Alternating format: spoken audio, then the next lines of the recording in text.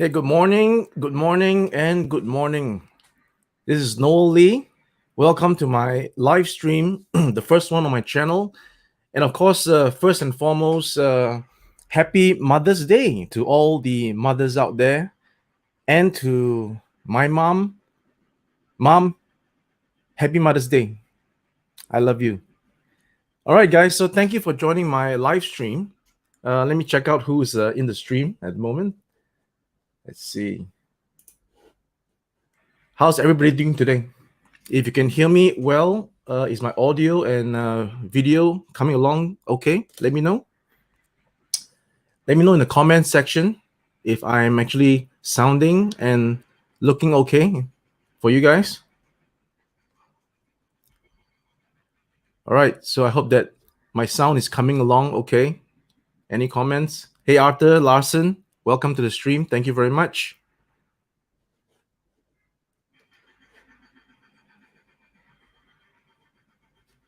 Okay, so this is the stream to commemorate reaching 10,000 subscribers on my channel.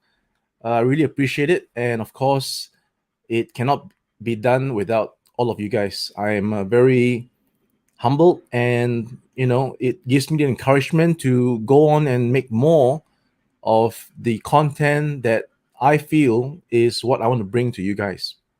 So let's see. Great. All right, so we have about 12 people in the stream now. So good morning to, well, let me know where you're actually watching the stream from. If you can just put in the comment section if you're from, Singapore, or, I think that most of my subscribers are from Singapore, I think. All right, so I'm going to actually go through a couple of things. Well, first of all, it's a Ask Me Anything session. So if there's any questions that you want to ask me, you can always put them in the comment section, and when I look at it, I will bring it up and I will answer the question. All right, how does that sound? So it's a Sunday morning for me here in Shenzhen, and Sunday mornings are meant to be rest and relax, but I still have work to do, lots of work to do. Hey, from Los Angeles, Arthur. Okay, that's cool. That's cool. Max story time. Mars story time, sorry. All right, so I'm going to actually touch on a few subjects while I wait for your questions. Basically, what I'm going to do is to share my thoughts on some of these things that has been posted in comment section for me, as well as what I've been seeing recently in a few days on, I guess, social media. So first, I'm gonna talk about, let's see, shall we just jump right into it? Okay, let's look at this one. This one, I promised to do a live stream on this particular comment, and here I am doing it right now. So as you can see from the screen, and you can read it yourself, I'm going to read to you as well. So this comment came about, I think, 2 weeks ago, and when I saw the comment, I actually posted my reply, and I said that I'll be very wanting to do a live stream to address this, and here I am doing it. So again, I've kept my word. So whoever have gave this comment, if you're listening in, then here I am addressing it. So here it goes. He says that I am Chinese ethnicity, born and raised in the Netherlands. I was raised in a small city with most of the time Chinese in my class. When I was younger, I really hated myself and my heritage because the teacher always said that China is corrupt and Netherlands is not. China always copy and steal technology. Let me just go on and read the whole thing, right? So when I grow older and I meet other Chinese born, some of them are actually totally westernized. I started to hate China more and my heritage more. These people can be easily manipulated to do the fake interviews and talks, as most lost connection to China anyway. The problem is these are the westernized Chinese. Well, they go on to say that they will sell their mother and sister if they can get money. At the end of the day, Western countries value money more than China. They will do all means to protect their money, as there is no shame. The system is based on poorer becoming poorer and richer becoming richer. So, and then he goes on this next part. All right. Then I learned more about typical American thinking, that we are perfect. If others are better than us, there is something wrong. And he goes on to give an example to say that, for those who are Cristiano Ronaldo fans, which are mainly from Asia, so most white people would consider Ronaldo to be gay. Their thinking is based on the fact that he's too perfect. So people try to take them down. Whereas in Asia, you adore and try to be your idol. Jealousy is a bad thing, of course. So nowadays, I know the truth. A country in every facet is better than the USA. Must have its dark secrets, right? Most Europe countries blindly follows the USA because they're doing everything in their power to protect their greed and wealth. So, all right. So the I think the gist of this comment, I'm gonna pull up on my screen so I can just. All right. So the gist of this comment is that, okay. First of all, let's address the part about him experiencing what his teachers taught him about China is bad. All right. They always copy and steal technology.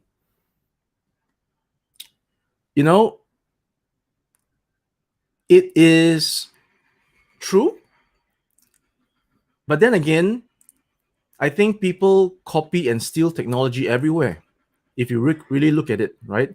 If I may, I believe there is some factual documentation that, Steve Jobs once toured Microsoft and sort of saw the mouse. And that's when he developed, a better mouse, right? So I think everybody is, in a way, looking at what innovations and creations is being done and trying to better it. Yes, I fully agree that China does a lot of knockoffs back in the day. Even as the Hua Chunying, she said herself that, China today is not China 120 years ago. And similarly, China today is, even from when I was born till now, it's not the same as it was 40 years ago. And when I was young, let me put it this way, if it wasn't for China doing the knockoff toys that is being sold far more cheaply in the convenience stores in Singapore, the mama shops, the economical, what's that? It's the economy shop or something. There's a name to it, I forgot. So without these knockoffs, then I couldn't have afforded to buy those toys that otherwise the original ones are too expensive. So that's just one example, one personal experience of how a knockoff from China actually helped to enrich my childhood. You know what I'm saying? But of course, we grow in our lives and we discovered that copying is not right. There is such thing as copyright. You can't just copy something and sell it. So there is a balance. There is a fine balance, because if we totally get rid of these cheap counterfeits, and of course these are not actually hurting the world, isn't it? Right? Think about it. If it's something that is being copied, for example, like food or medicine, and there's a fake, and it harms the health, just like that very horrendous case of the melamine in the milk powder. that caused severe defects, severe health problems, and even death for babies. So that is definitely something that should not be, copied or made a replica of. But for the most parts of the things that is being said about copies and stuff, I feel that we need to always just be a little bit more open-minded. And of course, the authorities would be there to clamp down on all these copies and stuff. But at the end of the day, right now, if you're talking about copies, then you can see that China has actually gone into another level whereby copies are not allowed. So again, I can give you an example. If any products are meant to be on the retail shelves in China, you will need proper documentation. If you're representing a brand, you're putting on a brand, you don't just put that brand there and it's okay. There are authorities that will check, and even the retailer, the actual chain store, would require letter of authority that certifies that your brand is genuine. So these are the steps. These are the steps that we've seen, China put in place, and that would pretty much quell the rhetoric that it's always a copy country. It's been there, but it has now gone to another stage. So I think if we can all analyze it that way, then I believe we'll be able to live better. So he goes on to say that, let's see. He goes on to say here about, right. So he goes on to say here about the Cristiano Ronaldo example, that, if something is too perfect, they will say that they will put something detrimental to it. So I can fully understand this aspect. And it is the same thing that I guess many other YouTubers have already addressed. It's just like you have you're living in a neighborhood, and if you see your neighbor doing well, putting up driving a nice car, having a nice environment better than yours, what you should normally do by logic is that you want to better yourself to be on par. If you think that the person being who they are bothers you, right? But the wrong way would be to try to damage their property, or try to tell people that no, these guys would probably have gotten filthy money. The money is not clean. They do funny stuff. So in that way, you're trying to bring that person down versus trying to up yourself to the same level of what you are currently admiring. So I think you see the point, right? I'm trying to make. All right, so let me see if there's any comments. Hold on, been talking a bit. All right, let me see.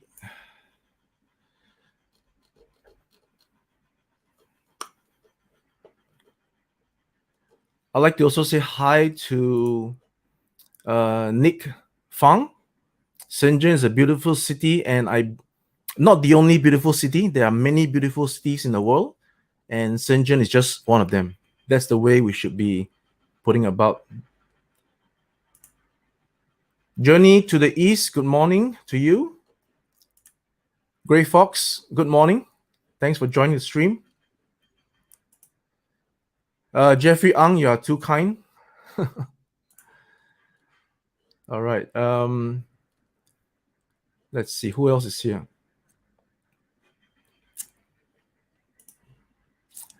Leah Chang. It's called Learning and Improving. That's absolutely correct. Is Win Express. Thanks for joining the stream. All right. So Huang Shunfeng. Is that right? Shunfeng. Good morning. 早上好. Mark, how are you? Or is that you wrote? You got this. Thanks. So point of view, good morning. Welcome to the stream. Copy is outright carbon copy. Okay, yeah. I think I've addressed that. There's a limit for any patient. Not sure what you mean there. All right, so I'm just gonna look at the comments.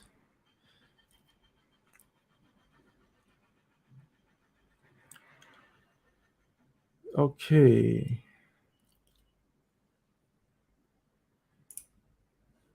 So Boon Hui says that copyright is often an ambiguous issue. I guess if you are lenient, then you can put it that way, but often it is quite black and white. If something is a copy of the exact thing, then it's a copyright. And if you make some changes, then we enter a gray area. So that's always the case. So if you change the color here, change the color there, you change the name a little bit, the letters of the spelling, then you have a different thing. Yeah. So yeah. So yes, like to see you read the audience comments more pieces. I'm doing it right now. Okay. So Mike Bow, am I dealing with game equipment business? No, I'm not. I'm actually having a skill model business. So I make die-cast skill models. You can check it out, Caliber Wings. You can go to www.caliberwings.com. That's CALIBREWINGS.com. So that's my business. I make die-cast replicas of military aircraft. That's always a hobby of mine since young. When I was younger, I always enjoyed the airfix, making skill models, plastic kits, and I'll assemble them and I will paint them, right? So yeah, I love that, love that kind of stuff. And I'm also a very much a kid at heart. I like, as you can see, all the action figures behind me. So I, am still collecting. I'm still making action figures, and now I actually have the chance, and I'm doing right now, to make my own action figures. So if you go over to ramentoy.com, that's my new brand, and I make action figures. So that's again ramen, RAMENTOY.com. So that's what it is. All right, so moving along.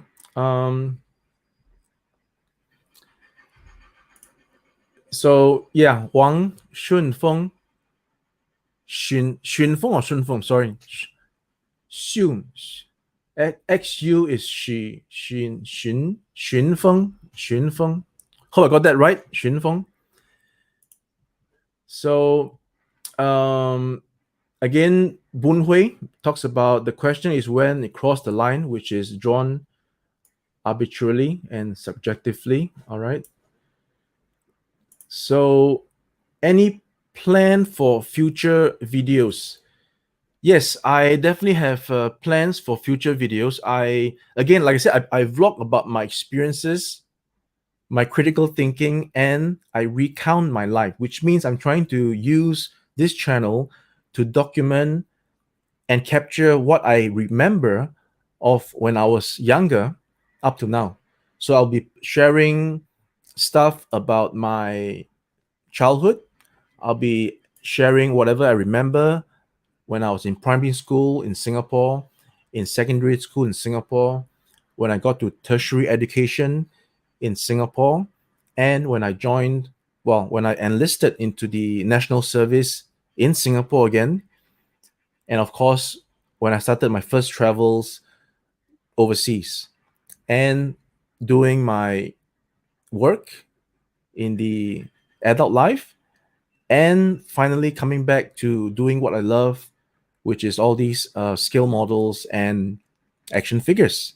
And I would never have thought in my wildest dreams that I would actually be having my own channel on the air where people are watching, having 10,000 subscribers. So that really means a lot to me. I started the channel just last month on the 27th of March. And, I just had no expectations. I just wanted to document my life, share my thoughts. And I'm actually very, again, grateful and humbled that there's 11,000 of you who actually want to hear what I have to say. And by the way, I chose the date today, which also reflects the 10,000. How do I say that? If you take today's date, the 9th of May, 2021, so you add 9 plus 5 plus 2021, all right? And then the numbers that you get, 2035, you plus that together again.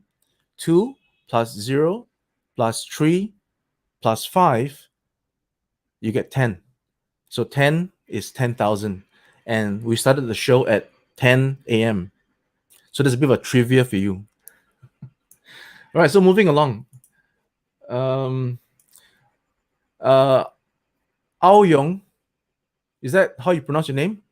Ao Yong Leong Sun.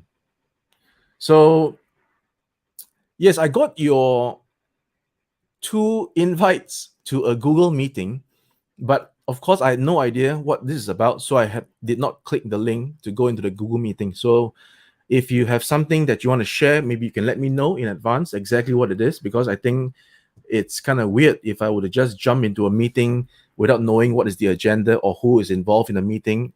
So yeah, if there's something to share, you want to talk about, we can always go through it, but you have to let me know exactly what it is, and obviously I'll do my best to accommodate. All right.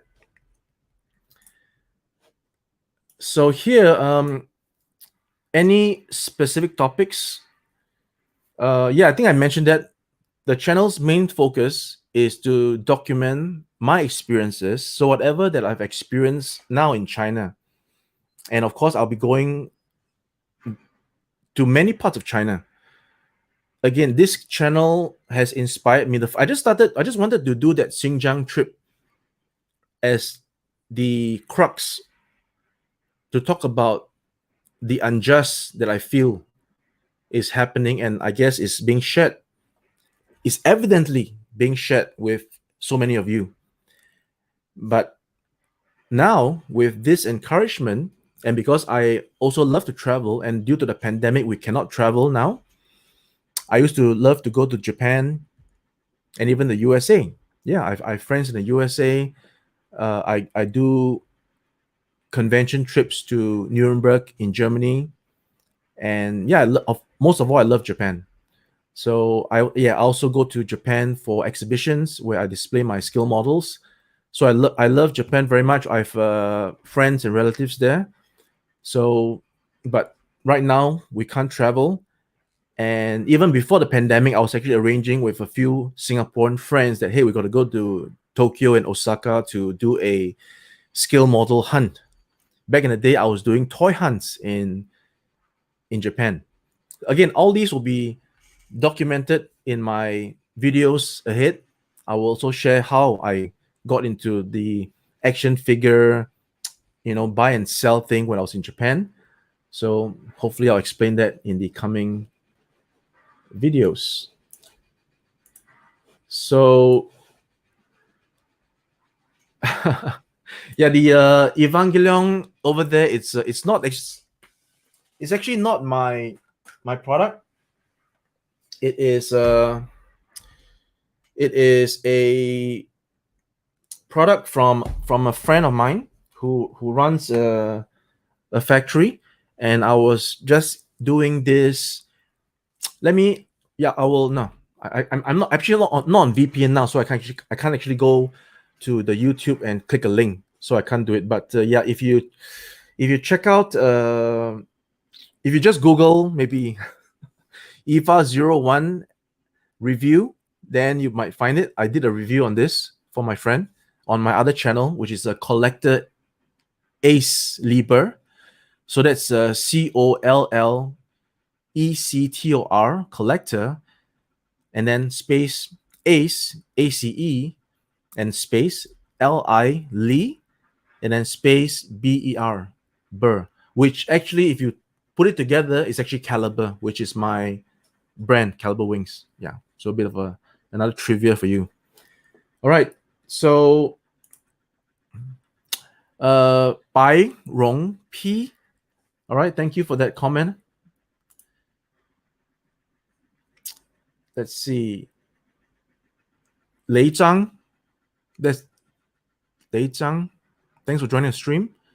When the drug patent is expired, other companies can produce the same one, which is called generic. Yeah.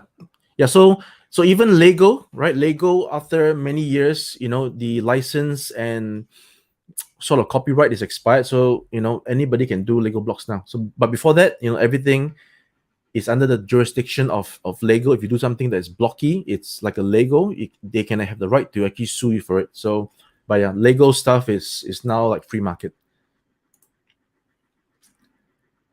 Whoa, let's see. Okay. So China makes some medicine so cheap. Yeah, this is something that I guess it's something in the past, unless you are still experiencing it today. I don't think it's like that anymore. In fact, when I was not feeling well last year and this year, I went to the drugstore and the medicine isn't cheap. It's not cheap at all. So, all right. Can let me just find your comments. So what I'm seeing now is I'm seeing a comment section, and it's constantly scrolling up. So I hope that I'm not missing anything. Lim Si Ping, good morning. How's your? I'm sure I surmise you're from Singapore. So how's your Sunday morning? William family, hello to you.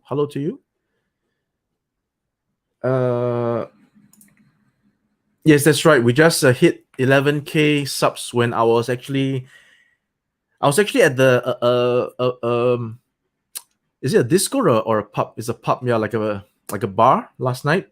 Some new friends that I met up with in Shenzhen, and they brought me to this place in Shenzhen. I'll probably do a short video on it, a very short video, to just show that this is the kind of life and enjoyment that the youths in Shenzhen are experiencing, and not just in Shenzhen, but in many parts of China. Because when I actually posted this short clip of the place on the WeChat, I got a few people from, again, acquaintances. They were asking me, where is this from? Is this from Chengdu? They got something like that in Chengdu. So as you can see, it's evident that nightlife is abundant in China, not just in Shenzhen. So Arthur Larson, China purchased entry into the biggest markets like the Tyson Dortmund steel mill from Germany with all the recipes. All right, good. Didn't know that. So, all right. So you thought I was a photographer. Okay. So this actually also came up last night when I was at the meet and greet with new friends. I explained that I have a diecast scale model business. I have a YouTube channel, and I'm also a freelance photographer. So I am a photographer by hobby. I enjoy taking photographs of people, especially portraits, people, and especially when I'm capturing candid shots. I don't like posed pictures. Friends together, smile. I don't like that. I like to capture people when they're natural, and when they are happy and smiling. People don't know how beautiful they really are until I capture the moment to show them. So that's what I like to do. All right. Yes. So from Singapore, post a web link. Not sure what you mean by that. Post a web link. So Sharon Zhen,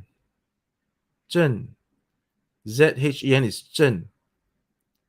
Sharon Zheng. The mission for setting up this channel, as I've explained earlier, is to document my experiences in China now, because I'm in China now. And hopefully in the future, wherever other experiences that I experience, I will document it. So basically, I'm trying to archive my life before it's too late, right? And share my critical thinking on certain things. And finally, it is to recount my life, meaning I will actually post some videos where I recollect my memories when I was younger and share these with you. So it's via photographs. Obviously, I can't film my past, but I can only capture certain pictures that I have archived in my collection and put them on as a video montage, photo montage, and do some narration and share what I was going through back in the day. Hope that answers the question. Yes, exactly. Wang. Okay, so I can't read but it's the Han Pinyin, but I can't read. Oh, so you're from Jijiang City? Jijiang City. How come the Ji looks like Jiujiang or Jijiang? Right? The letter looks like to me 9 1 2 3 4 5 6 7 8 的9. So yeah, okay. Thank you very much for that. Yeah, my Mandarin is not good because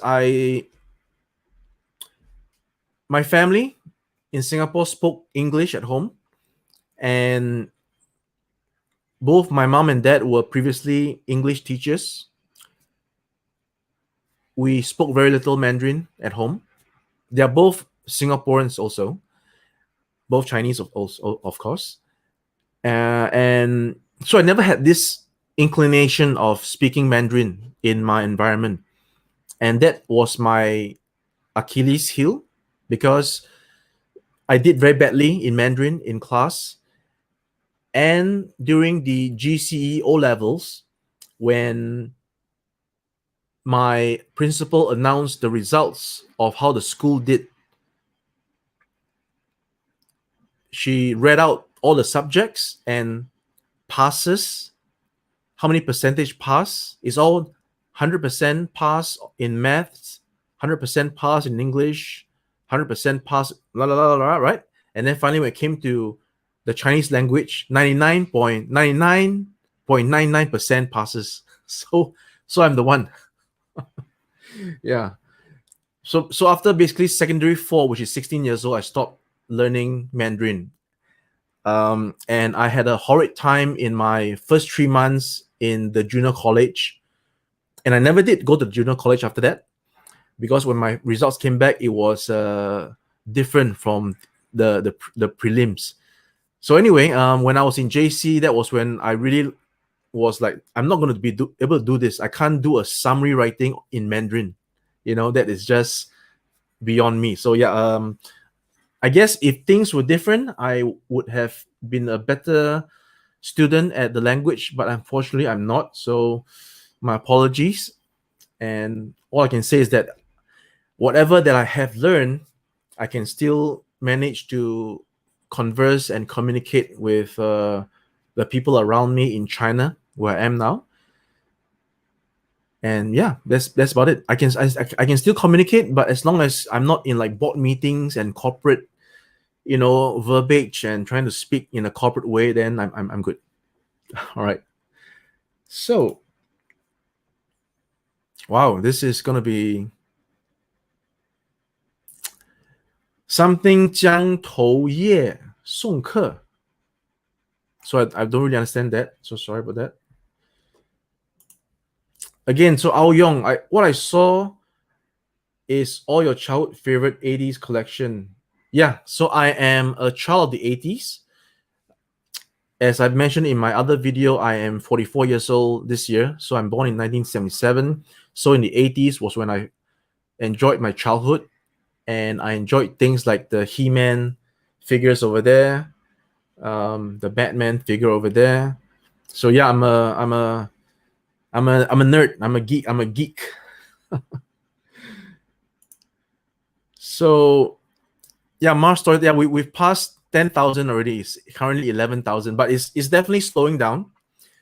In the early days, it was like 1,000 a day almost, and then now we're like maybe a few hundred, a couple of hundred a day. So yeah, it's plateauing, which is obvious that would happen. I didn't expect it to keep on going up, and this is what I guess is also about life.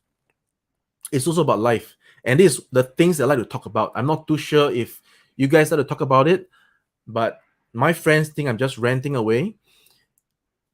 Life is up and down. I guess it's a cliche, right? It's up and down, up and down. I've been down, and I currently feel that I'm again coming up, but I have to be prepared for the next down.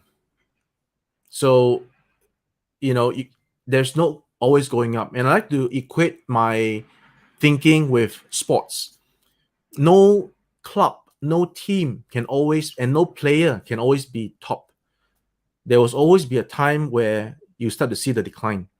So if I may reference NBA, which I loved back in the day, Chicago Bulls and Michael Jordan. So after Jordan Lee left, right, the Chicago Bulls are no longer champions. So they were a dynasty, and then they came down. Likewise for football fans who love back in the day when Liverpool in the 80s were top, and then they declined.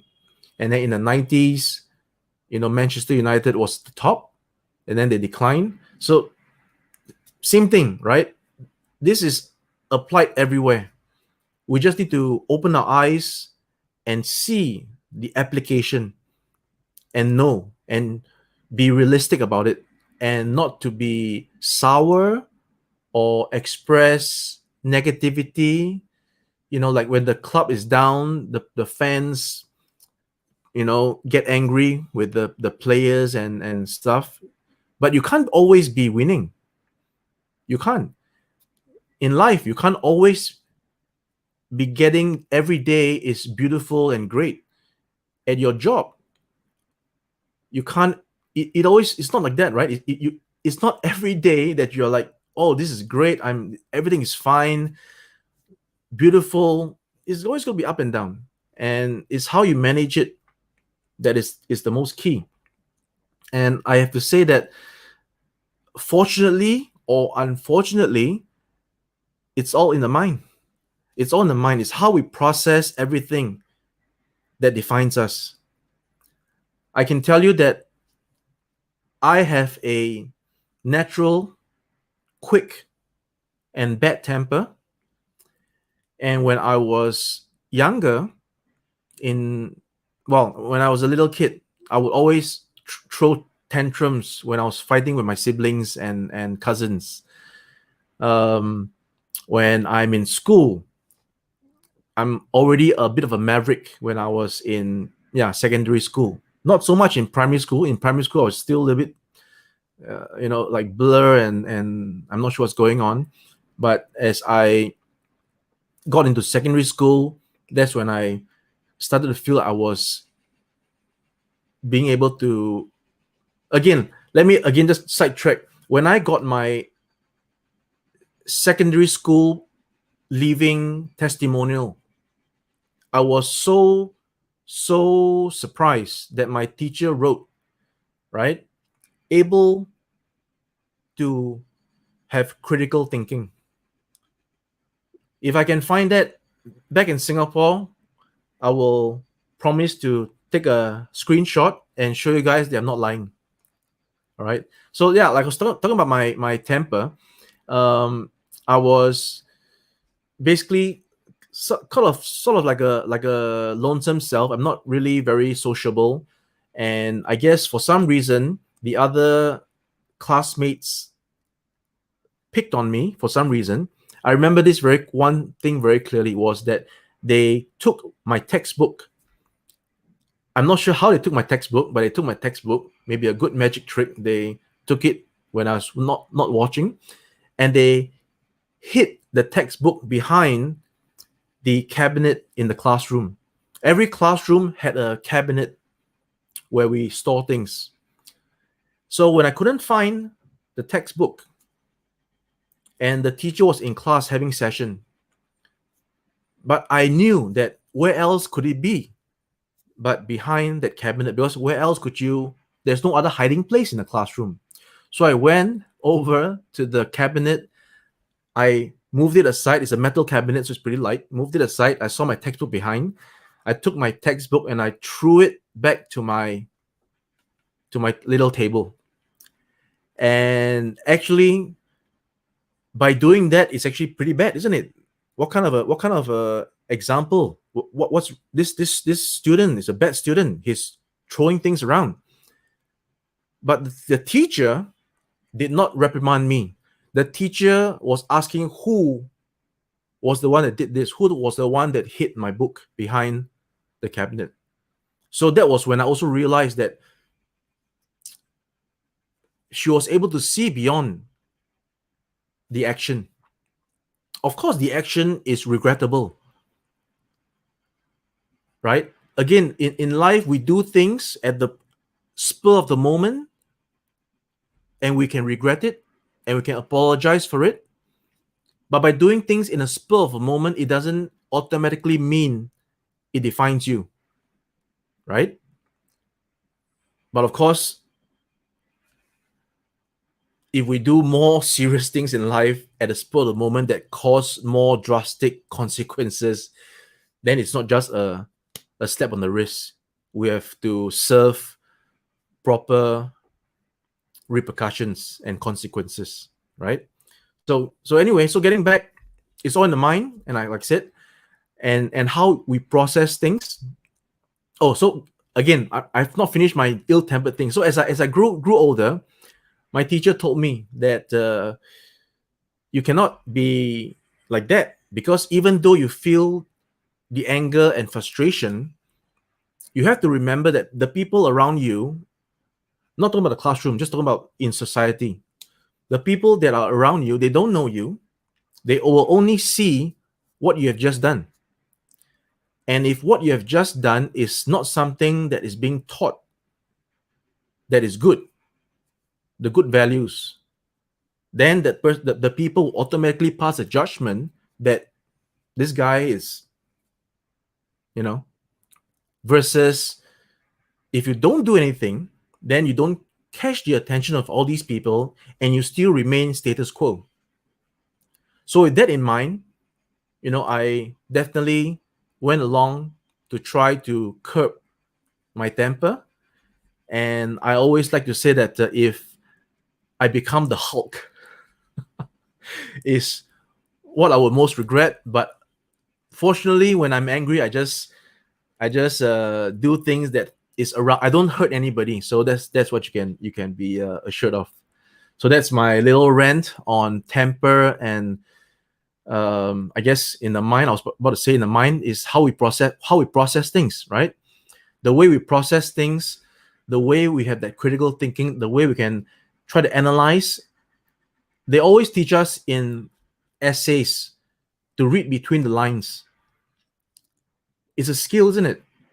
It's a skill to be able to read between the lines in a written passage.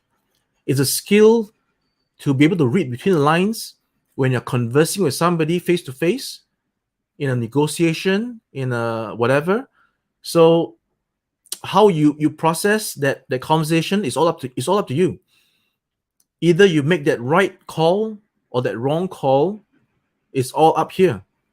And I guess unless there's really physical damage or ramifications, most of what we decide to do on a daily basis is not actually right or wrong. It's just a hit or a miss. If you got it right, you could have gone on to something better, like a cordial relationship, like, gaining another friend. If you got it the wrong way, then maybe you lose that chance of a relationship or a friendship. and so on.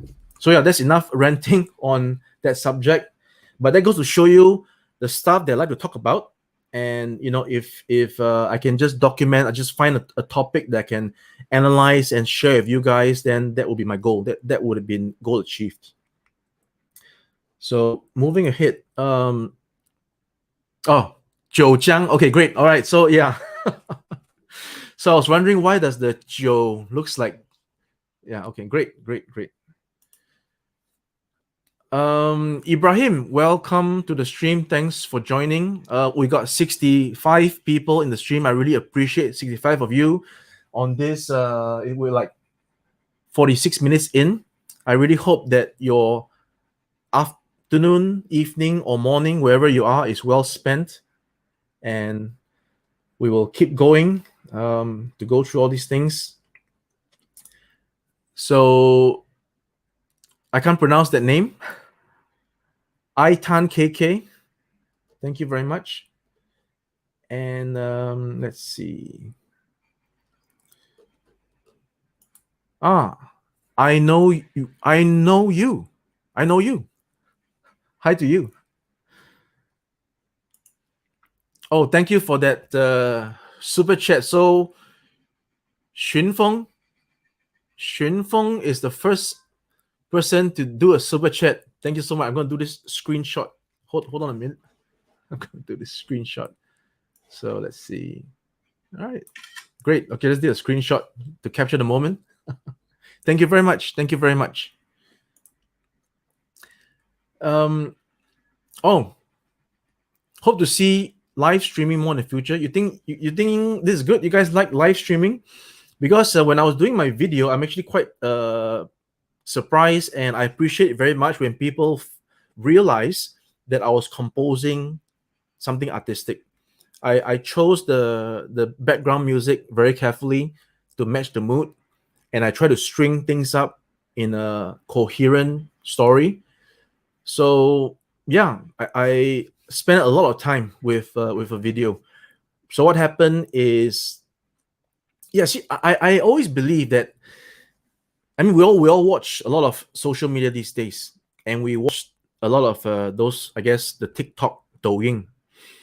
And for me, my problem is, if you are actually filming something and trying to make people think like, oh wow, this is like happening, but it's not, because it's film. Once it's film, there is direction, there is edits, and there's cuts. Unless you are filming somebody cooking or doing farming, where it's an actual chore or activity, that it is what it is. But if you're trying to portray like those, whereby I saw one whereby there is this guy who is dressed up very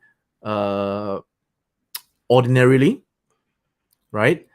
And then I think he's like maybe picking up rubbish, and then the passers-by said, oh, look at this good-for-nothing fella, he's picking up rubbish. Only later for the camera to cut that he was helping an auntie to pick up rubbish, and then he actually drives a Porsche. So this kind of videos, I think, is not what I would like to watch, because you will never be able to document good deeds. Let's put it this way. I was just recently at a Family Mart. Is a convenience store, like a 7-Eleven. And what happened was, I was about to pay up for my drinks, and there was this little girl, and I believe it's either a father or her uncle, an older man in his 50s. Little girl was maybe about 8, 9, 10 years old. So she got a bunch of candy and she put it there. And when the bill came up, the man was like, wow, so expensive. It's like 45 RMB. And then he told her to put one back. So she put one back. The moment she put it back, right, she took it out from the counter. I took it from her hand and I said, I'll buy it for you. Not to say that I'm like anything, right? I'm just trying to recall that when I was young, and when my mom couldn't buy me something, I know how it felt, because I wanted that so badly. It's only a $5 thing back in the day, but to my mom, that $5 could mean, it's let's just not buy it. It's $5 back in the 1980s. It could be like a 10 or $15 equivalent today. But to me, it's not a $50 back in the day. It's a $5. And I really felt so bad and sad that I couldn't buy it there and then. So I didn't want the same feeling for the little girl. So I bought it for her. But then again, you will have critics on the other side of the aisle that said this is wrong because you are maybe showing her that with money you can buy anything, or you're not showing her that you have to be frugal. So yeah, again, it's all up to here. It's all up to how you think, right? So there's no right or wrong. Who knows? I could have influenced her in a positive way, or I could have influenced her in a negative way. And of course, if I did do it negatively, then I am so sorry. I didn't mean it. I only meant the best. So yeah, that's the little story about. So that was why I was talking about things that are filmed. I don't buy it. If you're filming an actual process, like how the people pick cotton in the fields, or doing some fantastic stir fry and with one hand she's dancing around with the wok. Okay, those are skill, those are showing off to display and let people know by sharing. Great. But if you're trying to document kindness and like misconceptions and misjudgment, then I don't really buy it. So that's for me. All right. So yeah, if you guys like more streaming in the future, I would definitely do it, because I think I'm encouraged by 70 viewers. Back in the day when I was doing my live stream for my aircraft models, there's like maybe like 5, 6, 7. Most was like 14 people watching. So yeah. All right. Moving along. Let's hope we don't lose the comments. So are you staying in China permanently or just a short while? So what happened is that I am in China because I want to be close to the factory. I was previously living in Hong Kong, and I figured that with the amount of money I'm paying for rent in Hong Kong, I could do much better in China. So, but it took me so long to realize that. So for the dummy I am, right? But again, it's a bit of a decision back in the day, because, and of course, it's all pre-COVID and pre-riot. In Hong Kong, I didn't need a VPN to go online for Facebook and YouTube and all these things. And I enjoy watching the late night satire, Stephen Colbert, Late Night with Jimmy Fallon, Seth Meyers, Late Night. So I like this kind of stuff.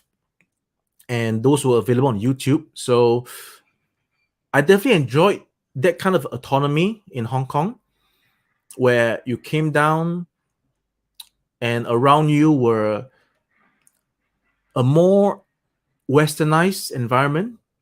Everything was primarily English signs before Chinese signs.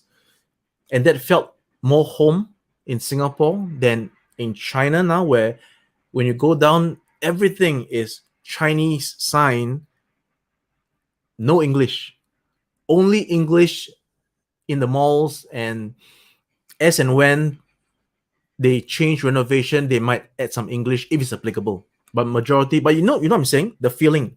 You're in another place, there's a different feeling. So I enjoyed the feeling more in Hong Kong, right? You can go down to TST, enjoy a steak. But over here, I can't find a steak. There are steak places, but it's not the kind of steak that I'm talking about, if you know what I'm saying. But hold on there. Shenzhen is a huge place. It is actually my bad for not knowing the area. And only recently I'm finding out slowly by knowing more people. And these people introduced me to 购物公园, where there is this expat area where there's, the steaks that I'm talking about, right? And even other places that I've been last night. in Futian, where they have totally revamped the place.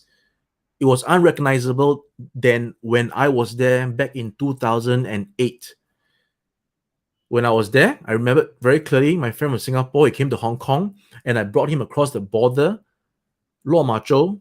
We took a bus, a coach, to cross the border, and I brought him to the massage place.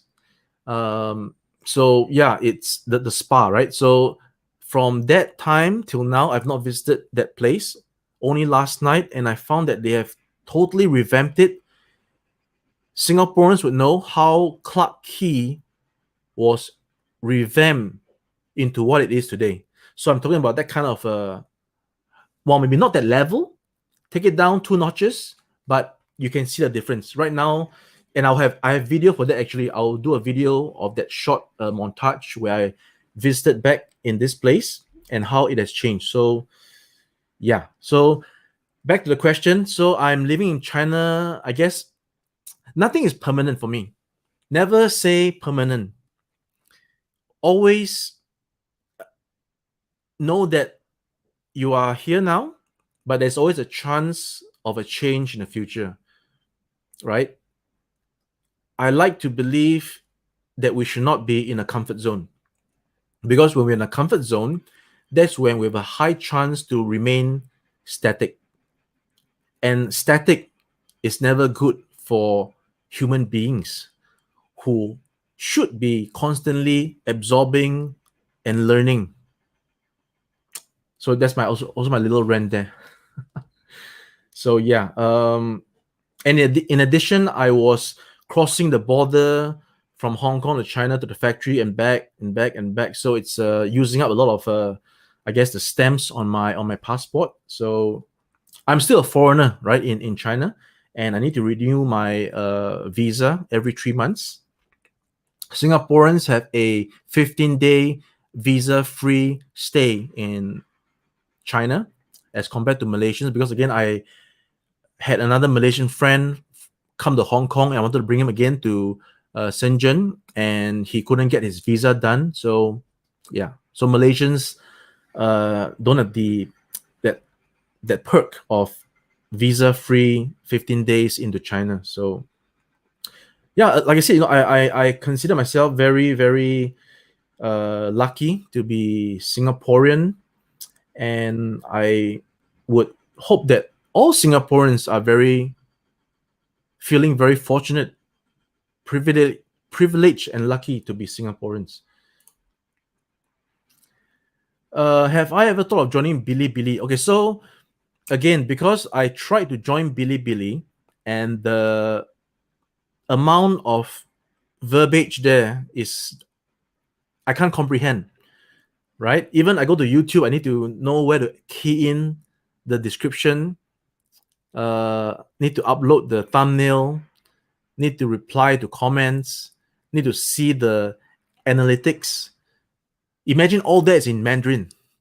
So I can't do it. So what happened is that I actually got one of my friend. Well, he's actually the factory owner that I'm doing my production with. I told him, help me to do the Bilibili. So if you actually go on Bilibili, you will find myself, my face, but it's managed by him. So I hope that answers your question.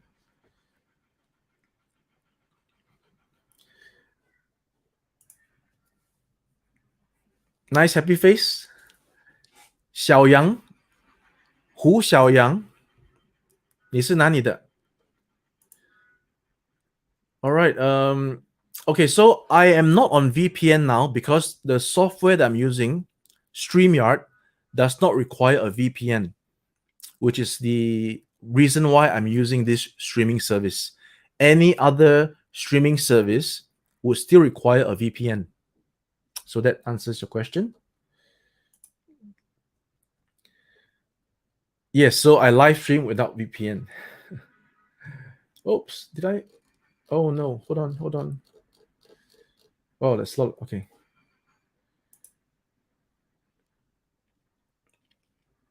Okay. So see you. You gotta run a house chore, no worries.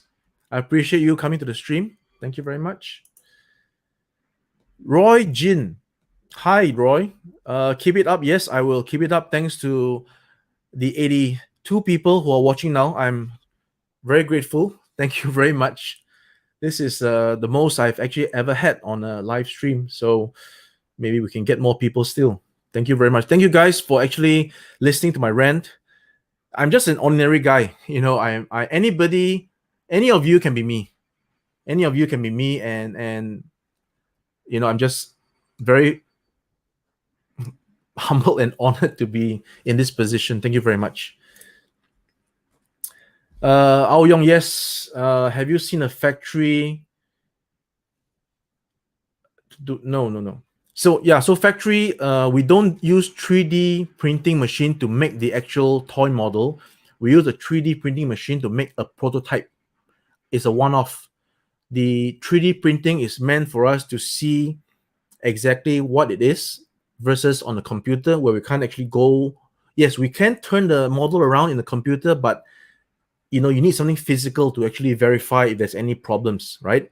So the 3D printing that I use will help me to have a prototype, and from the prototype, if I'm good with it, then I will use the files to make the tooling and then produce my actual product in mass. You can't really 3D print in mass, to my knowledge. You might be able to do it for small quantity, but not for like a large scale production. Lam Tak Wai, are you also from Singapore? Thanks for joining the stream. Thank you for your congratulations. I appreciate it. Are there many Uyghurs and Xinjiang minorities in Shenzhen? I've actually seen one Xinjiang restaurant, but I've not gone in there yet because it's a restaurant style. And at that point of time, I wasn't feeling like going to eat like a restaurant style. So yeah, I passed by it. It's not near my place. It's a hike away. So that for one is confirmed. You have a Xinjiang restaurant there. So very likely is run by Uyghurs. But other minorities I've not yet seen in Shenzhen.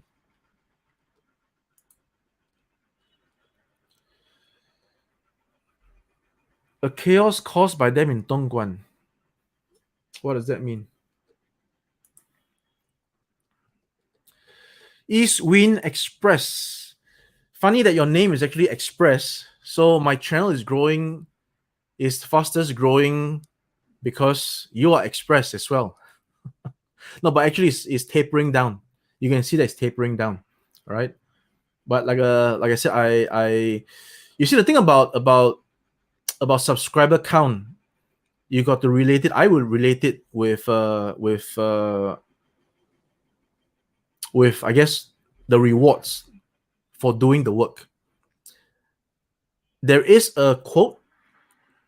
I saw it once, but I couldn't find it back again, even though I searched online many times. It goes something like this, right?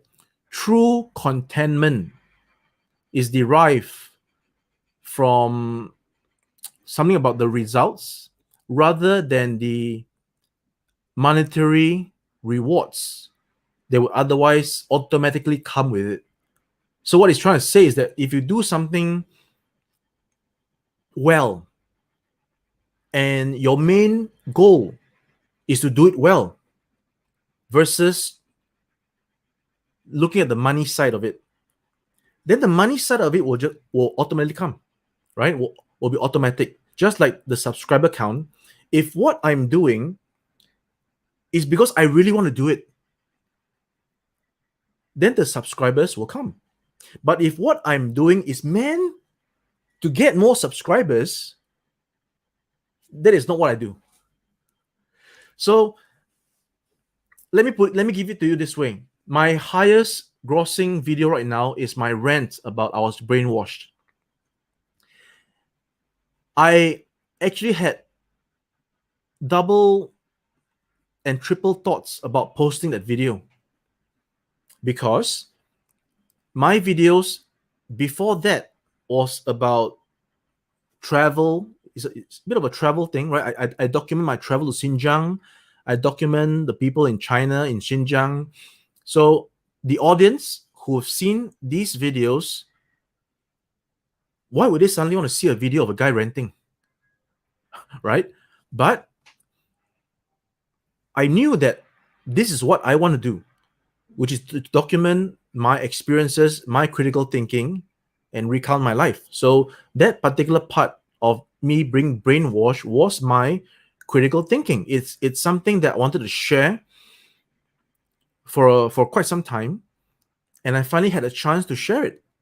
Whether people liked it or not, I would then see the results. And apparently, if I hadn't uploaded, then I would have done myself an injustice, which again comes to over here. I processed it here and I chose to upload it. Again, it could have been a negative reaction. I could have unsubscribers because I'm not here to see this guy rant. I'm here to see travel videos, right? So I don't know, and we will never know. And this is the true fact of life. In life, we make decisions that we will not know what will happen in the future. When you take on a job, does it mean that it's going to be the one that will fulfill all your needs for that coming future? Or would problems arise along the way? Even though that was the dream job that you applied for. When you get into a relationship, when you decided to take that step into matrimony, how do you know for sure that this is going to last how you meant for it to last? If it happens, it's because you worked at it to happen. In my experience, marriage and matrimony is not about love. Love is a feeling. You can get angry with your spouse at certain times when things don't go rosy. Where is the love then? The love then is for you and your spouse, both of you, to get past that moment and realize that you didn't sign up to be angry with each other. You signed up because you wanted to spend the rest of your life with each other. So I'm not giving marital advice. I'm just giving my thoughts on the whole process. So you have to work at a marriage. You have to work at your job. Even though you found your dream job and you got hired, you have to work at it, right? Along the way, there's going to be people who may see that you're rising. Again, we go back to the example. If they see that you're rising, either they do better than you or they try to make things difficult for you to bring you down. And that is just life, right? So think about it. Think about it, and hopefully you can apply that in your daily life and achieve what you want to achieve. Enough of me ranting on that one. So, all right. So the next comment here. Oh, okay. All right. Thanks, guys. Thanks. But let's not get over our heads, right? Let's not get ahead of ourselves. They always say 要低调一点. JJ Wang, thank you for enjoying the videos. Loves to LA. I've been there a few times. I enjoyed the Universal Studios a lot. Universal Studios Hollywood. Been there a couple times in my life so far. And there is obviously the In-N-Out burger that I tried once, and I stupidly didn't get the secret menu. Oh, wrong spelling. Okay, no worries. So I'm going to actually go into reading all your comments. Initially, I had another two things to discuss, but I think I'll get to it because I promised at least one of them to address it. So I think I'll address it after we see we can get through these chats, then I will try to get to that comment to address. Yeah, what happened in Dongguan? I'm not sure. What happened? Another typo. No worries there. No worries. No worries. So do I have a strict diet and workout regimen? Okay. This is the thing. I don't do gym. All right.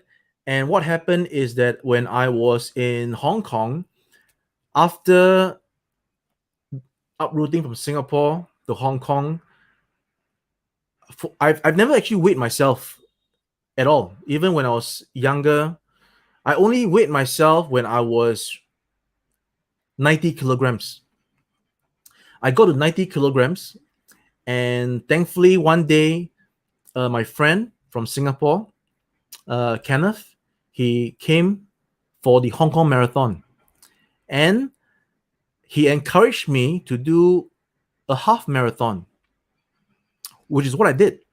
I trained and I did a half marathon, and then I proceeded to do the full marathon, and I did 3 more marathons after that, and also a 50-kilometer mountain trail competition.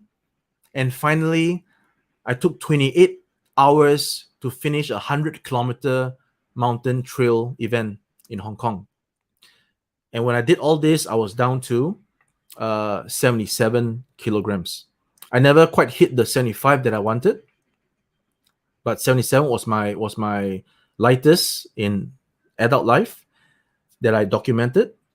And those was achieved only by running and running and running. Meaning I ran 3 times a week, and I did, as my friend advised, a long and slow one in the weekend. So do like 5 kilometers 3 times a week, a fast one. Don't jog your 5 kilometers. Try to put some pace into it. And then in the weekend, don't run, but jog slowly and try to achieve a distance of 15, 20, 21. So actually, I was at one point of time just running 21 kilometers for fun. Seriously, it was that easy. It was that easy. I was just running 21 kilometers. But of course, after setting up more into my business, then I was very focused onto research and development that I put aside the running. And I got back to 86 kilograms in COVID lockdown. I didn't go out to run because you need to wear a mask, and I couldn't wear a mask to run for me. So I didn't run, and I was up to 86. Now, after COVID, and when we can run again, I was doing my runs again, but for some reason, I just couldn't get it down. I'm not sure why, right? I wasn't running as regular, right? I was like maybe doing like 1 run a week, maybe 2 runs a week, and then I have a drop off, no runs in the next 1-2 week. So I wasn't achieving the results. And then I chanced upon another YouTube video from a doctor, and he said that, stay off sugar for 14 days. I did that. Stayed off sugar, which means also no rice, or rather little rice. So I didn't actually, I'll be honest, I didn't actually go full no sugar for 14 days. I just went very, very reduced, meaning my only sugars were the ones that I could not avoid taking, like some rice and some fruits. Other than that, there was no sugar in my coffee. There was no soda drinks. My favorite Coca-Cola, there was none at all. No orange juice drinks, no cordials. And I came down to 82. So within that 14 days, which is just recently, I lost 4 kilograms just by dieting like that, by cutting out the sugar, and I didn't run. And I was back to do my pull-ups. Again, so this was back before COVID 2019, I was doing push-ups because back when I was in secondary school, I remember very clearly I was the only one that was doing like 50 push-ups in one shot. And I thought, let me do it again. So obviously, starting out 20, 30 was the max, and then 40 slowly. My max in my push-up was 60. And obviously, I tried to reach 100, but I couldn't do that. Again, I slacked off on the push-ups, and I got back to doing chin-ups because there's a chin-up bar downstairs where I'm staying now. So I did that. Again, the first attempt was 6. It was a slow build-up that every day before, as long as I came down every day, even though I didn't feel like it, I had to go there and just do it. And now I'm at 15, 16 and a half. So hope that explains the workout regimen. Yeah, I never do the gym because I'm not a gym guy. I just, again, I'm lazy to go to the gym, and I don't really know how to use the equipment anyway. So no gym for me. All right. A Singapore forum, the hardware zone is obsessed. Okay. So I heard about this. So one of my secondary schoolmate actually messaged me and said, did I check out the hardware zone? They're talking S about me. And one of them even said they're going to call the ISD, the Internal Security Department of Singapore, to catch me when I come back. By all means. A good quote from the Inglorious Bastard, from the German German major, I think. By all means. So yeah, that'll be a great video, right? If I get caught by the ISD, so I will probably do a nice video on that one. So yeah, thanks for that. Again, I don't really want to go and read about things that are negative, because the moment you read, see that we are curious. We're all curious. We want to go and read on things that talks about something that is related to us, either about us or about something that's close to us. So in this case, it's about me. I will be curious to go and read about that. But most of the time, if it's negative stuff, it's just wasting my time, because what can I do about it that would benefit me? Nothing.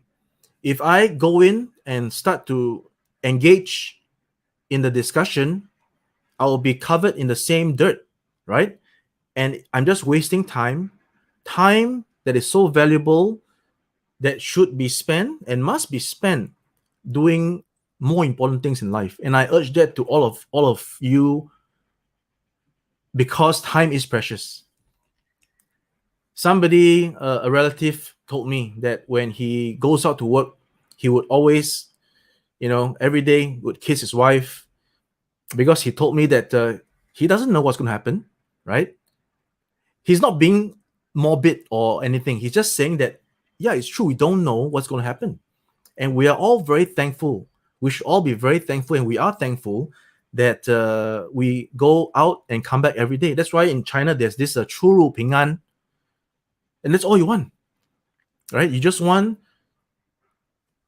again, rewind a little bit. Everybody just want, a couple would just want their baby to be normal.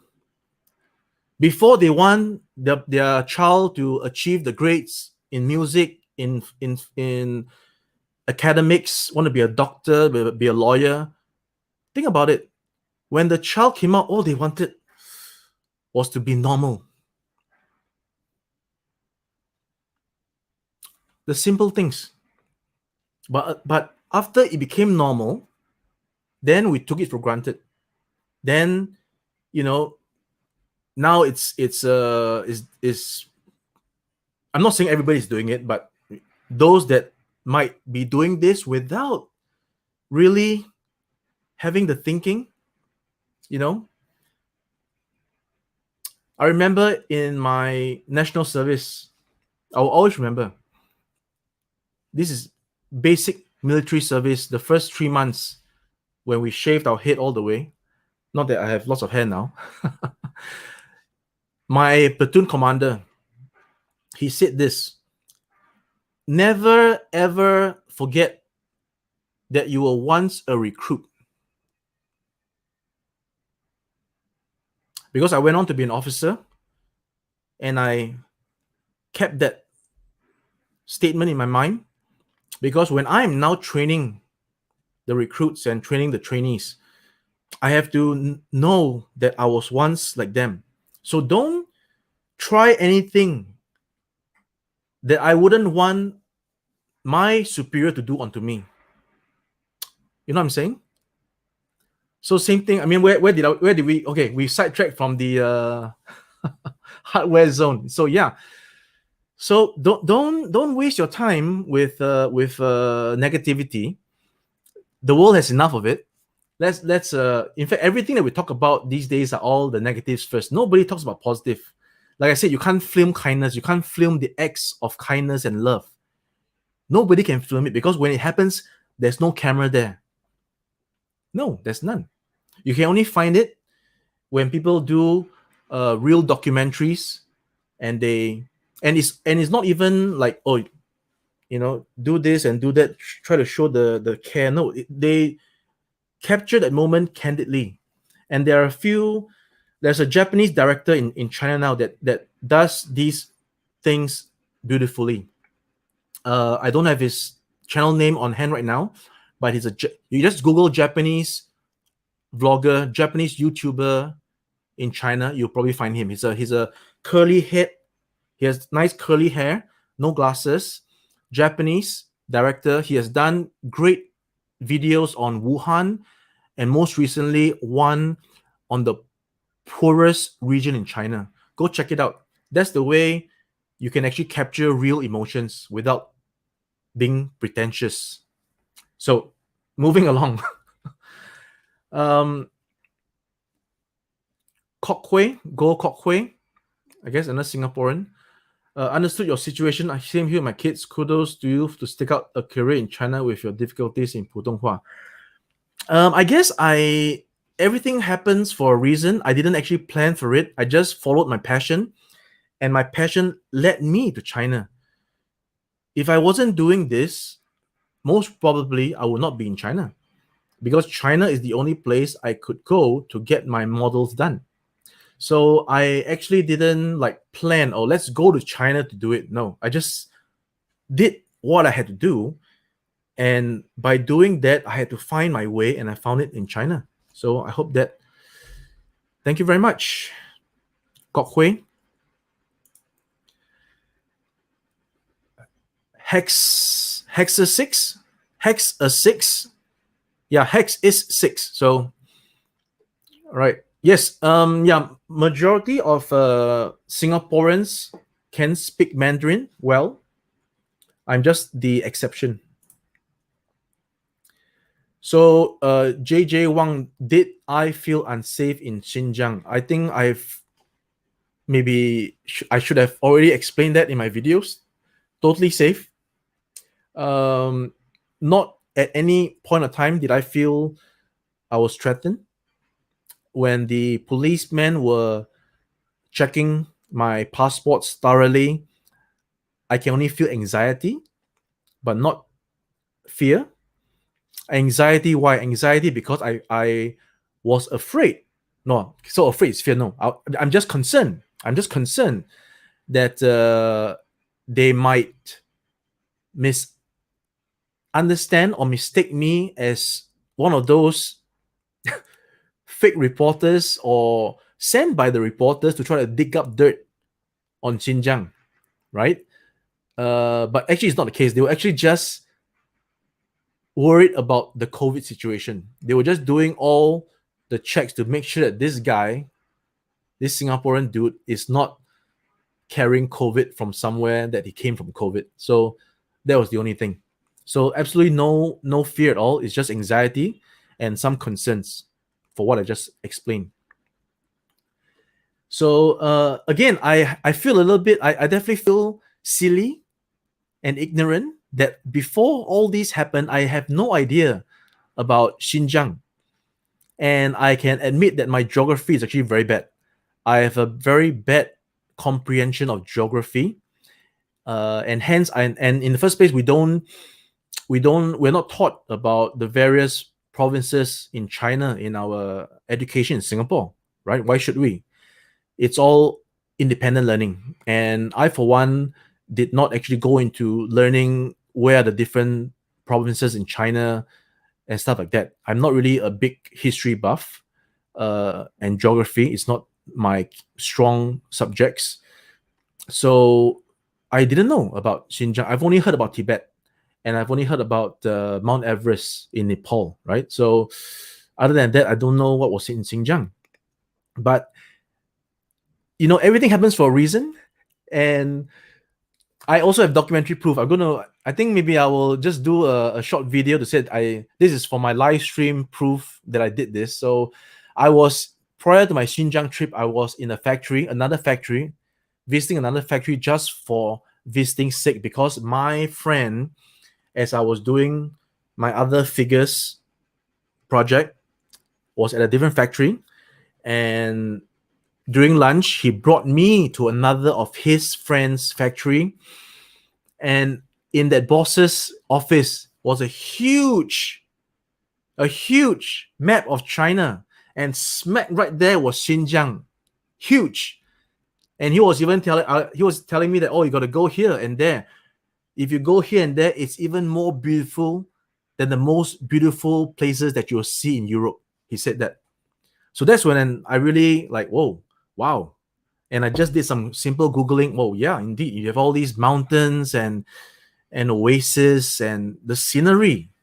Xinjiang is not just about, Uyghurs and cotton. It's a whole vast area of natural, beautiful landscape. And that is what I think most people would know, before I did realize it. So there you go. Xinjiang is a lot more than meets the eye. 93 folks in the stream, thank you very much. I really appreciate all of you. Don't forget to hit that like button, by the way.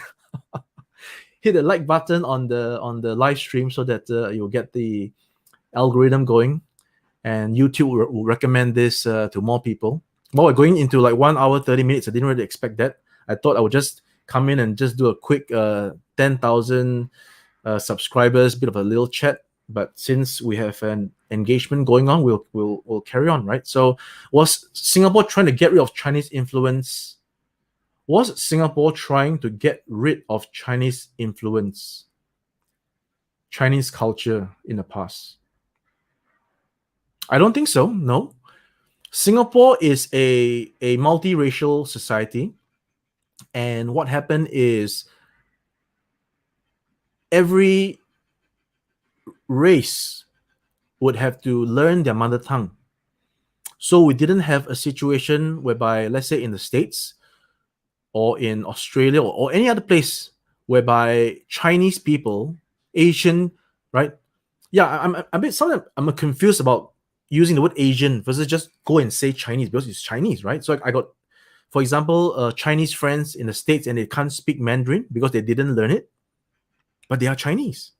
There's no doubt about that, right? They're American Chinese.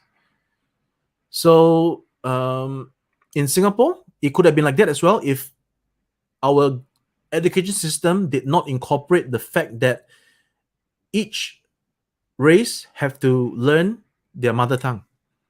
If English was just taught throughout and that's it, then everybody in Singapore will be just speaking English, and then Chinese will be like, 我是 Singapore. See? So it's actually very good that the government had the education system, and so Malays learn Malay, Indians learn Tamil, and Chinese learn Mandarin. So that is so there's no way that Singapore tried to get rid of any Chinese or any culture, because it's just not true. It's 100 people in the stream right now. Thank you very much. I appreciate it so much. So yeah, so that hope I answer your question. Singapore is pretty good at, although I must say that not that certain cultures are diluted because for example, there's no such thing as Lo Hei in China for New Year. So where did that come from, right? It could be something that was invented in Singapore, or and other traditions that is strictly in China. You don't find it in Singapore as well. Not because it was gotten rid of, but it's just because the people did not maintain and pass it on to the next generation, is my opinion.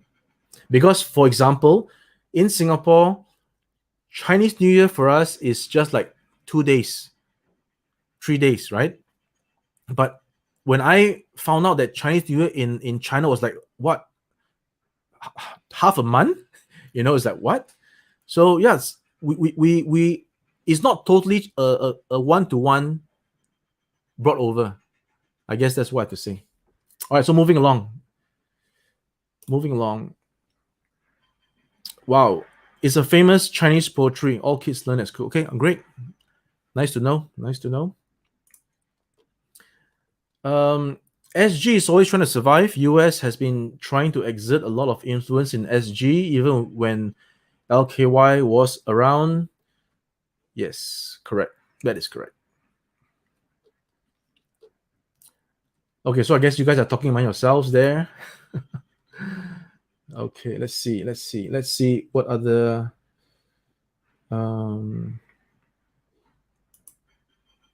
so yeah, it's cool that I'm into pop culture. Yeah, that is what I am. I love the pop culture, Avengers and stuff like that, Marvel, Batman. So let's see. I can do anger management course. See, the thing is that yes and no.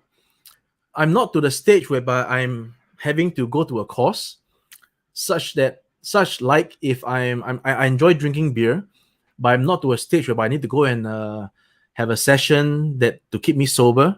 So not that bad yet. So, but thanks for the advice. Heilongjiang, Sydney Liu. I'm from Heilongjiang. I just actually met another lady from Heilongjiang as well recently when I was taking the pictures of that the birthday party. So one of the Chinese ladies, in fact, the only Chinese lady there, well, the other Chinese lady there is from Heilongjiang. So which other topics would I cover in my future video? Yeah, I think I've mentioned this earlier, but I'll just do a quick one for you. I will be covering more China trips. I have the opportunity to go to more parts of China, and I would want to document like what I did in Xinjiang in the other places in China. So that is what I plan to do. I did not study university, as I mentioned in my rant, that I am only a polytechnic diploma student in mechanical engineering. So no university for me. Okay, so you're talking about among yourselves. Okay, good. Let's see.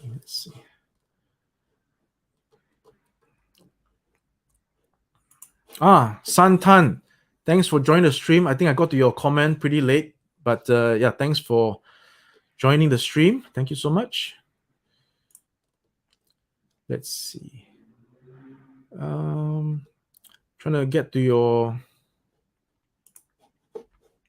So Ted has asked if I intend to settle down in Shenzhen. Like I said before, I don't know. There is no concrete plans. There's no concrete plans. China is really big. I also want to go back to Singapore someday. So nothing is set. Let's see your other. Let's see. There we go. Oh, no haters so far. Oh wow. Okay. Wow, thanks.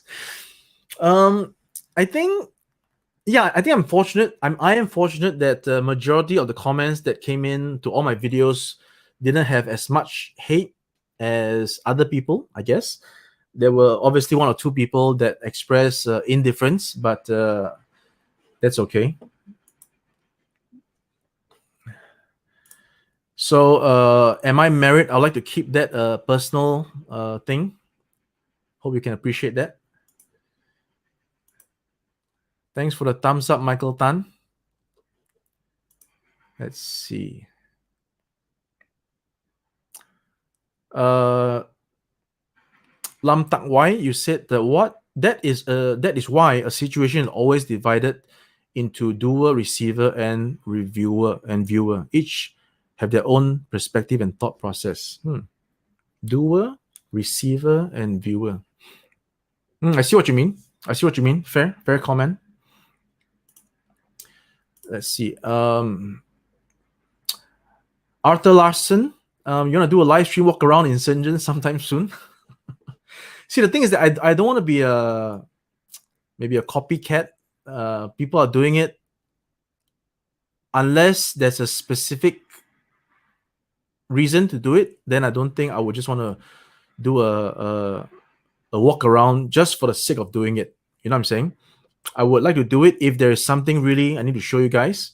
So yeah, I'm still open to the idea. I'm not shutting it down, but I'm just saying that I would not rather be just doing something that, you know, for the sake of doing it. Let's see. Oh, okay. Okay, the Chinese rocket. Okay. By the way, thanks. I'm not sure how to pronounce your name, but you've been leaving a lot of comments, so I thank you for that. Trump.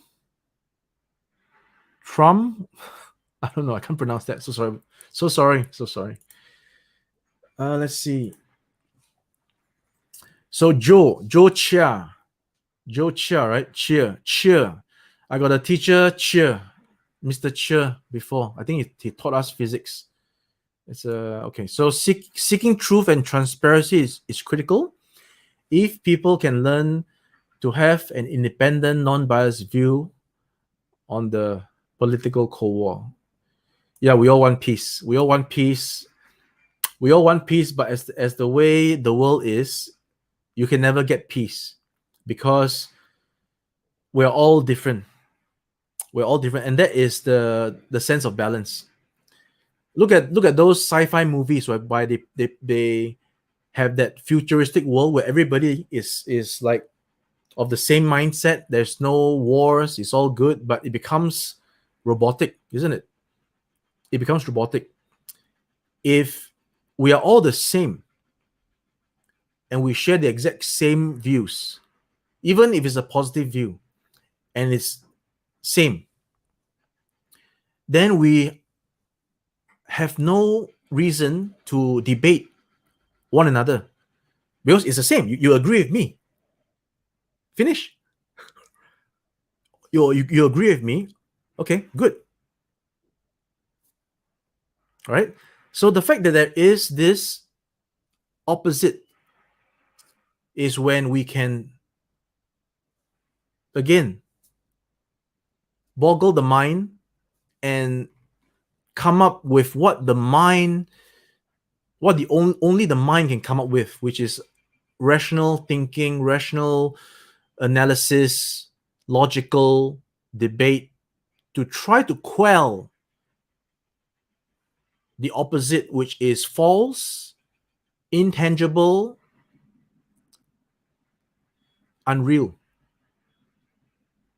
So there always has to be this, in my opinion, right? You always have to have this so that the positive can come. You know what I'm saying? Hopefully you know what I'm saying. All right. Okay, so I am Teochew, but I don't speak Teochew because I was not taught Teochew.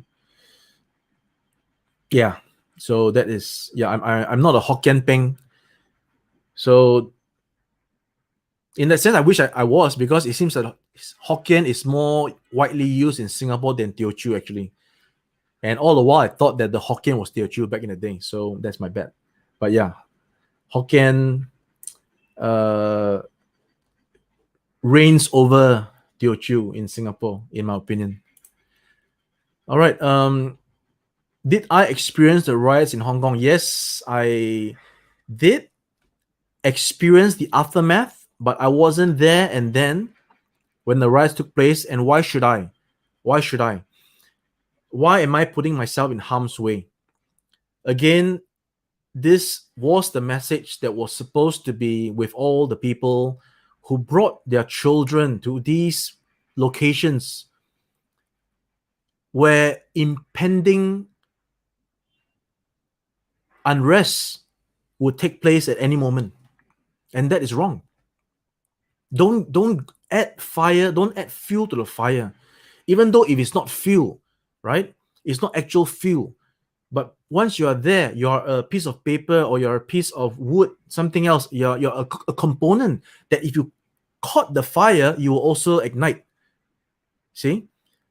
If everybody had just refrained from going to these demonstrations, would have been much safer for everybody, right? The fact that the people are again, you have to be there for them to beat you up. So for those that were badly beaten up, they had to be there, right? But it's not because they incited. Maybe some of them did because they were. I would have, if I was there, I would have been trying to 正义, right? Trying to like say this is wrong, you're doing it wrong. You should not be blocking the roads. You should not be damaging property, and then I'll get beaten up, right? So even Yip Man would not survive. That's the sad thing. That's the sad thing. I mean, you watch the Bruce Lee. I forgot if it was. I think it was the Big Boss, or the other one, the Fist of Fury. The character, right? Chen something. I forgot. For all his heroics, in the end, the guns won, right? He was killed by the guns. So that's the thing about how it's only strength in numbers, and the protesters were the strength in numbers. They could have never took on any of the righteous Hong Kongers who tried to clear the road because they had the passion. They had the passion to clear the road. They had the passion. Any of those protesters, one-on-one with any of those righteous Hong Konger, would have not won. Just look at how the old lady handed her attacker's ass to him in, I think it was the UK, right? The guy tried to attack an old lady, and my goodness, what a coward to attack an old lady. But she had the passion to retaliate the attacker, and she won. Same thing for the Hong Kong protesters. Take the guy on one-on-one. I would bet how many to 1 that you will lose because you don't have the passion. You don't have the passion for what you're doing. You're just a follower. You're just one of the herd. You're nothing. You are nothing. But that guy is something. That guy is the something. So I wasn't in the riots because I didn't think. I mean, why should I be going in there to potentially, get myself in trouble, right? So yeah, I wasn't there, but I definitely saw the aftermath, both in 2014 previously, and then in 2019 when the university station was totally closed down, and the police were spraying some things in TST. I was witnessing that. Yeah, but it was definitely a sad part of Hong Kong's history that it can't be erased, right? It can't be. You can only move on, but the stain is there, unfortunately. I am 44 years old. I'm born in 1977. Okay, so let's see. There's even Outback in Shenzhen. Oh, I've not actually seen that yet. But the whatchamacallit, the Champs restaurant in the Shangri-La is pretty good. Hold on, I think I'm losing the comments. Okay, there we go. Okay, before that, let me just highlight the super chat. Thank you so much for the second super chat. Journey to the East. Oh, time for bid. So sorry. Oh, okay. So if you watch the replay, thank you so much for the super chat. Journey to the East. I really appreciate it. Okay, buddy. Time for bid now. Totally agreed with you. As I'm originally from Malaysia, but staying in UK with my wife, planning my visit to China, and I will pay you a visit when the world opened up again. Yes, you can definitely do that. I would love to meet up. And I guess my email address is in the About Me section. You can go send me an email and we'll be in touch. Thank you so much again. So where were we? We were at this. All right. Larson and here. Okay, so I've already mentioned this. I'm not a full-time on this social media, so I am not like trying to get myself on TikTok, Douyin, Weibo, Kuaishou, and all these things. No, it's just too much. It's just too much. Like I said, I'm not trying to promote myself on all platforms. I'm just trying to do something, a little channel, and that's good enough, because at the end of the day, if I can reach out to you and make a difference in your life as you have made in mine, that's mission accomplished. Because unless I'm mistaken, and I hope I am, none of us can actually change what's going on in the world. Only the people in charge can, right? And the people in charge, as you can see, one of them obviously is not aggressor, and then one of them is the aggressor. Then they got to iron it out, right? Because it's like two people who are bickering at each other. If it's just a one-way thing, then that person is forever being bullied. And if the person stands up to the bully, then it gets ugly. So yeah, it's tough. It's tough. It's some things are beyond our scope. We can only do what we do, right? Oh yeah, Alex from Reporterify. Yes, I believe he has a. Yeah, I think he's going live in Thailand. Yeah. But I got to spend the time with you guys now, so otherwise I would have been on his channel as well. Okay. Alex from Reporterify is from Canada, and he's currently in Thailand. Okay, let's see. Okay, so you're talking to each other. All right, good stuff. Clive Leong, good morning to you. I'm sorry to get to your message late. Yeah, see, I did lose some touch with Singapore, especially when I got away in 2005, and when I came back, I was culture shocked. And I guess I'm leading to the next. I got to spend some time to talk about that, right? So let me just pull that up now, since we're on the subject. Okay, so this message was left when the live stream was first announced, and apparently it's gone. The question is, as a China-born, British-educated Singapore citizen, so he's China-born, he's Chinese, he was in Britain for his education, and he's now in Singapore, obviously, with holding a passport. There seems to be a deep hatred shown to mainland Chinese from Singapore Chinese. What's my take on this? All right. So that is in touch with your question as well, Clive. It is that I got culture shock when I came back. There were so many mainland Chinese in Singapore. My favorite hawker stalls that I went to, mee pok, right? But it's not made by the uncle. It's made by mainland Chinese.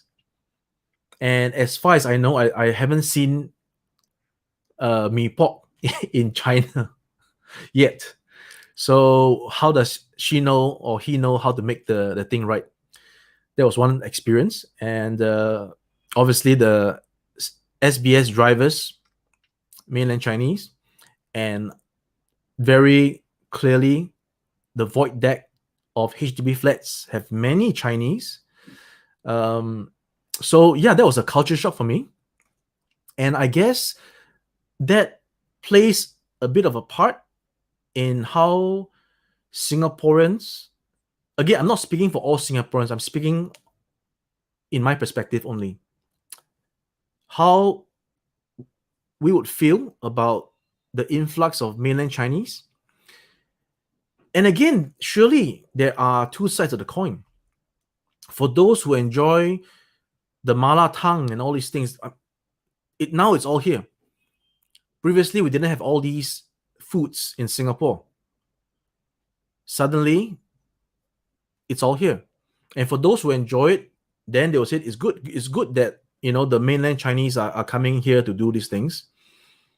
But on the flip side, we have enjoyed pretty much the scene of a HDB environment all these years with our neighbors, Malay, Indians, some Caucasians, and that is it, right? So suddenly we have people of a different culture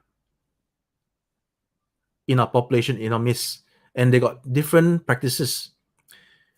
And one of them, as I've always heard, is that when we rent a room out to a Chinese person or a family, a room, not like the whole flat, but the room, then they will start doing hot pot in the room and make the whole place, So that is something that I guess just requires some simple rules and regulations, right? If you know like that, then you will have to tell the person that, you have to follow these rules. There is no hot pot in the room, right? You want to do your hot pot, you go outside and enjoy your hot pot outside, but not in the room. So these are little things that can be solved that doesn't need a reaction, right? Rather than addressing the problem, we are reacting to the problem. We are, this is not right. I don't like this. And I can empathize, right? There are certain things that we don't like. We're not accustomed to it. Does it mean that we have to be accustomed to it? What was taught to us about racial harmony? To be tolerant to my neighbor, right? And the neighbor at the same time has to be tolerant to me. And when both sides practice the tolerance, then we will achieve what we want to achieve. Because if he knows that I don't like the smell of the hot pot, then he will not do it because he was tolerant. He feels for me. But if he doesn't care for me, then he would carry on his hot pot. So same thing. If you don't care for him, you wouldn't go and advise him, like, oh, could you not do this? But rather you would probably pick a fight because you just. So there's a lot of way of seeing this. But at the end of the day,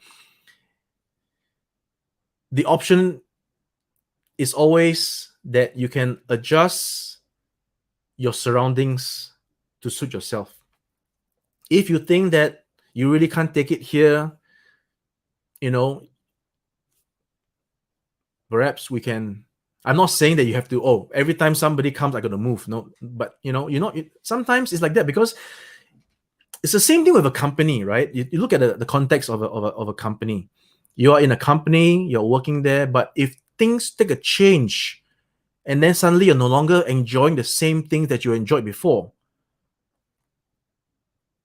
What, you're gonna change the company, or you got to change, your career option? So I think, back to the subject, based on my own experience, even like I said, I myself, before I came here to really experience things here, if I was in Singapore all the way, I would have probably the same opinions as most of you, right? Because I've not seen the other side. I've only seen the other side coming here, and I'm reacting to it here. Same thing when I get feedback from local Chinese that they're saying that when Singaporeans come over, they're very 嚣张, very arrogant. You see? So we're not the angels. We're not, And of course, another thing that we like to hamper on is that the Chinese talk very loud. They will talk so loud, right? Because they are accustomed to speaking this way. Just like I am most of the time, not sometimes, all the time. My friend will tell me, what, you need a speaker? You need to be louder? My natural voice is very loud. I am excited when I talk. I'm, passionate when I talk.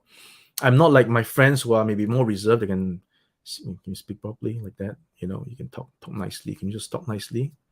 Talk nicely to the guy. So I'm just not the kind of person. I'm like that. So apparently most of the Chinese speaks like that. They speak loudly, and they could be advised, right? Don't, just like if you're in a library, you can't speak, then you got to, doesn't mean that because I speak loudly, I don't care where I go, I speak the same way. No, you go to a certain place. If decibel volume is a concern, then that particular environment can advise the person to say you got to, take it down a few notches. And then most of the time it happens. It's okay. Like, I've actually told off mainlanders who are smoking in Hong Kong, could you not smoke, because in this area it's no smoking. They will extinguish the cigarette, right? But if you don't say, nobody says, he'll carry on, right? So I think it's a lot of communication at the end of the day, and understanding. Don't be sitting in your corner making your own deduction and then passing a judgment. I think that's not fair. It's not fair. Look on the other side. All right. So hope you and yeah. So and Singapore has changed a lot for me. When I go back each time, I see the changes. I can't find my regular sports, the sports that I go to when I was young. The playground that I played in, no longer there. It's all changed, renovated, it's gone. So that for me is a bit of a, I want to go. The thing about people is that we want to have memories. We want to experience and go back to experience again. That's why we travel to the places that we love, because we have experienced something good and we want to go back and experience it again. We have experienced something good in our childhood. We want to go back to experience it again. Even just sitting there at the old swing that you were swinging when you were 6-year-old, and now you're 40, 50. The whole experience, money cannot buy. Anyway, I've been rambling on. All right, so getting back to your comments. Wow, let's see. There's a lot of comments. Well, we're in 2 hours, man. We are in 2 hours. Let's see. So Arthur Larson again. StreamYard also has mobile. Yeah, yes. I will check it out. Okay, so you're talking to yourselves. Mark, are you still around? So HK versus Shenzhen, which is better to live in? I've explained this a little bit just now when I mentioned about my life in Hong Kong versus in Shenzhen, about the stakes and the English signage and stuff like that. So I would not put a check mark on which is better. Just like when people ask us which is better, Hong Kong or Singapore. Better is only possible if you're comparing absolute apples to apples, when everything is exactly the same and you can say which one is better. But if things are different, and they are different, right? Hong Kong is different from Singapore. Hong Kong is different from Shenzhen. You can't really say which is better. You can only say which do you like, right? Which do you like? So I hope that answers your question.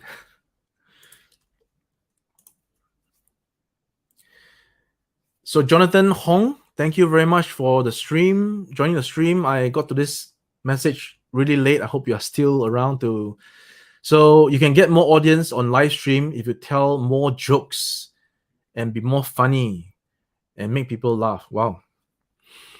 I'm a bit of a joker myself, but I don't think I'm actually a proven comedian. So I don't think I can actually make people laugh. But I guess if we are interacting not on a live stream but on one-to-one, and I try to be funny, then you would laugh, because I've done it a few times and people say I have a good sense of humor. So yeah, I'm not sure if I'm doing live streams just to be a comedian. I think many people will be traveling to China once COVID is over, and my channel will continue to grow. Yeah, it will only continue to grow if I continue to nurture it. If I stop watering it, stop giving it love, it won't grow. Watering it would be to keep on doing the videos, and giving it love is to make sure that the videos are done with quality, and what I explained before is done with a purpose. It's not just doing it for the sake of doing it. So yeah, thank you very much. And indeed, people will be traveling to China, but again, I'm not too sure about how the Chinese immigration will be giving out visas. That's a different question, right? So let's see. Okay, you are talking to you among yourself. So hola, Noel. Enjoy your podcast and channel from SoCal. Adios, amigo. Thank you very much. So Mark, you went to Hong Kong for travel, not speaking Cantonese. The bus station guy treated you like mainlander. Well, this is a whole different topic again, because this is the topic about why would the Hong Kongers have that superiority complex to the mainland counterparts. We'll talk about that next time. I think I need to go and clear the comments. Okay, so you're talking to each other there. Let me just check the right.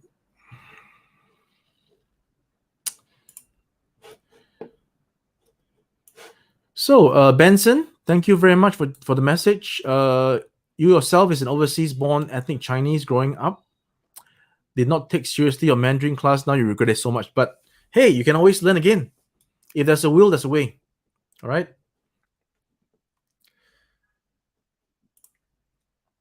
Shenzhen seems to be the new Hong Kong. I don't really agree. I think Shenzhen is the Shenzhen, and Hong Kong will always be the Hong Kong. Okay, you guys are talking to each other there.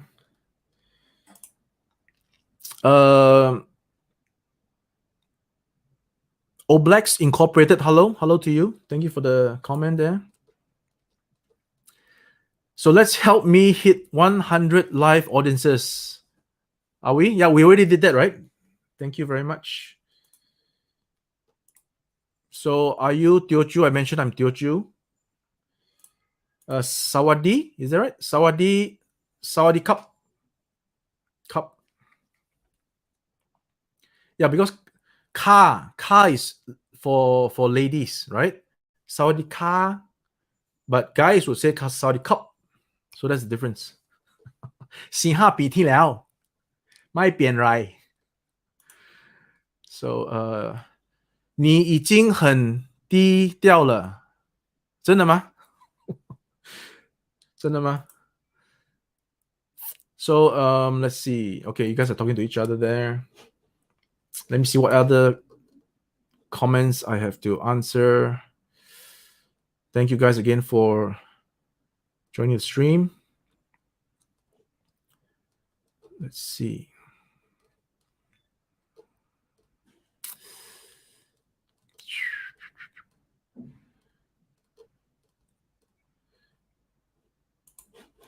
Okay, so Michael Julian, hi Noel, when are you and Uncle Carlza? Well, Uncle Carlza is levels beyond me. I'm just like a peon. I don't think we can. I don't think I can be on the same level. He has such rich history, knowledge. It's a different thing. I'm just the simple Singaporean trying to do his thing about what I think. So yeah, but who knows, man? If I have the chance. All right. So thanks for that. So let's see. As for the hardware zone comments, don't take them seriously. No, yeah, I definitely would not even bother about them. In fact, like I said, if I would really be caught by the ISD, I would love it. I've never been to the ISD's office before, so it'd be a good experience. Again, like I said, I'm not being 嚣张. I'm just saying that. Hold on, I think my battery. Hold on, guys. I need to change battery. My camera burned out. Hold on. Let me change the battery. I knew this would happen. Hold on for a while. I'm still speaking. I'm still here. This is what happens when the camera burns out. I need to put a new battery in.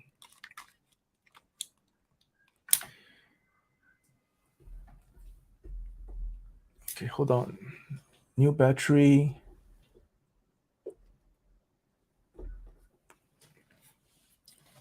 There we go. We're back. All right. Okay, see. Battery gets burned out when the stream goes on too long. So yeah, like I was saying, if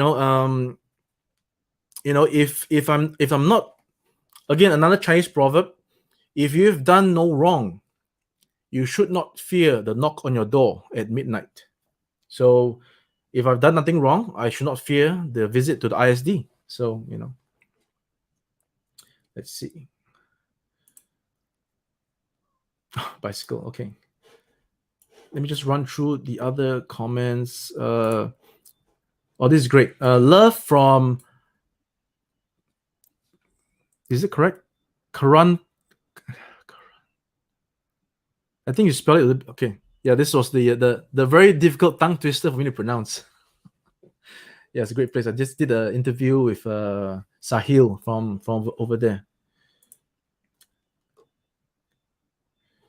Okay, let's see.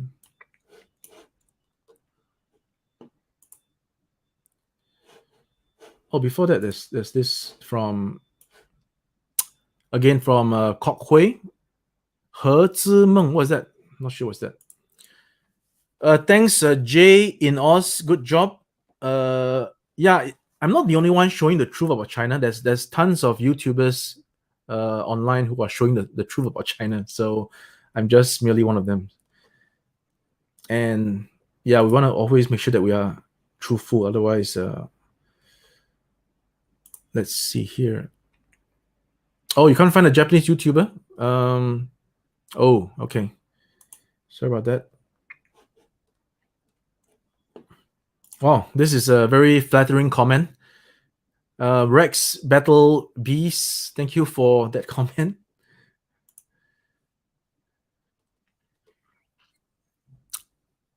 Okay, you're talking among yourselves.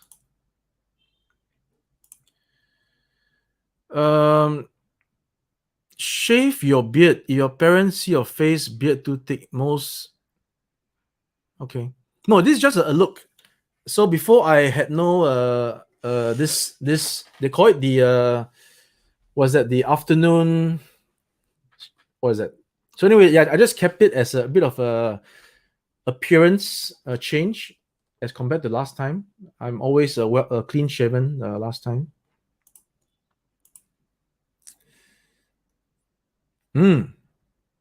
So Tak Wai, you have watched the Japanese guy's video, okay? Yeah, yes, he's a great guy, and he's very detailed also. Okay, so let's see. Yes, I'm in Shenzhen at the moment. Zhu Wen'an, right? Wen'an. Let's see.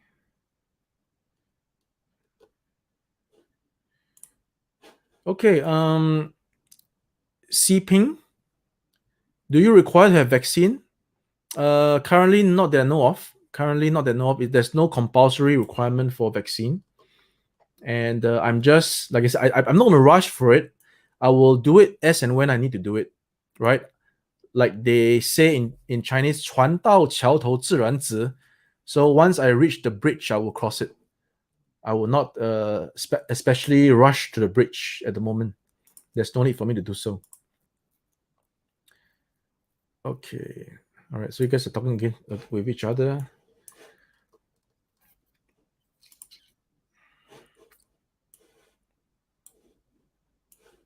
What's your biggest headache now? What's your biggest? You're talking about mine? So Ray, my biggest headache now. My biggest headache is actually running my skill model business, because the quality of which the models are produced is not up to my standard, and that's my biggest headache. Along with the fact that many projects that I've planned is not being done. There's massive delays because I cannot find the correct people to do the models. So that is my biggest headache right now. Yeah.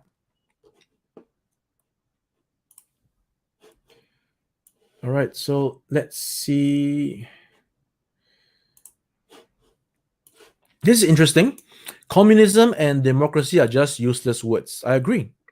In fact, like I said, the first time I came across the word communism was in the history textbooks in Singapore when I was learning as a student. History, right? The first time I saw the word communism, and it was explained in such a way whereby everybody in the place would be treated equal. There'll be no rich and no poor. So obviously this was true for a period of time in China, and then now we're seeing the rich and the poor in China. So go figure, right?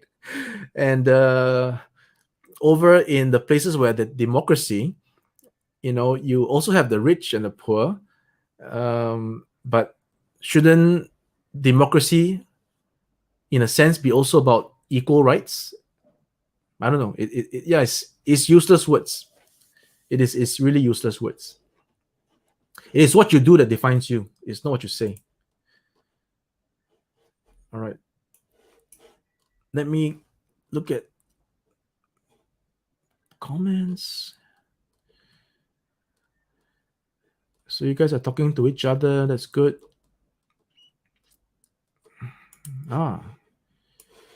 Dan Tan, have I visited America? I visited Los Angeles and San Francisco when I was maybe about 12 years old.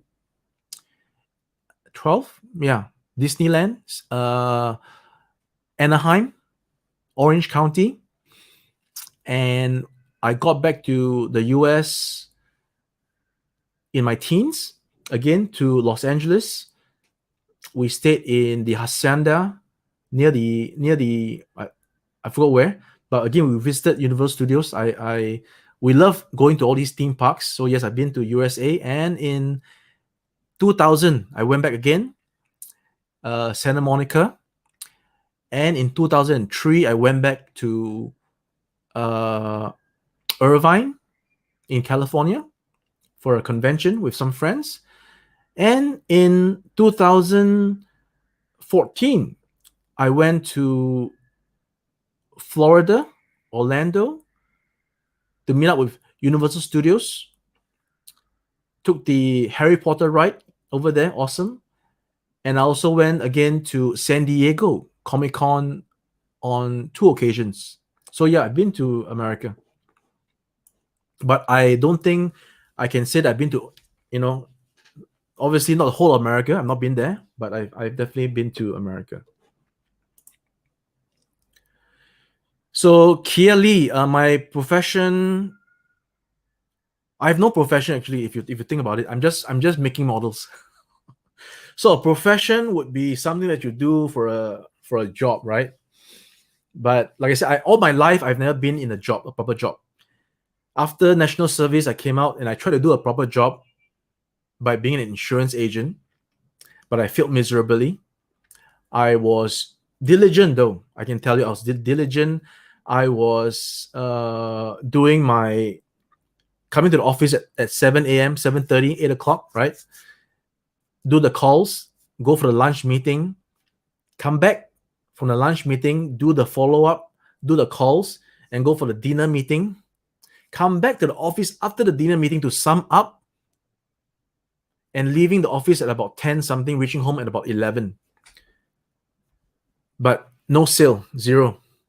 No sale. It's because I just can't do it. I'm not the insurance guy. And along the way, my dad introduced me to his friend who's doing property.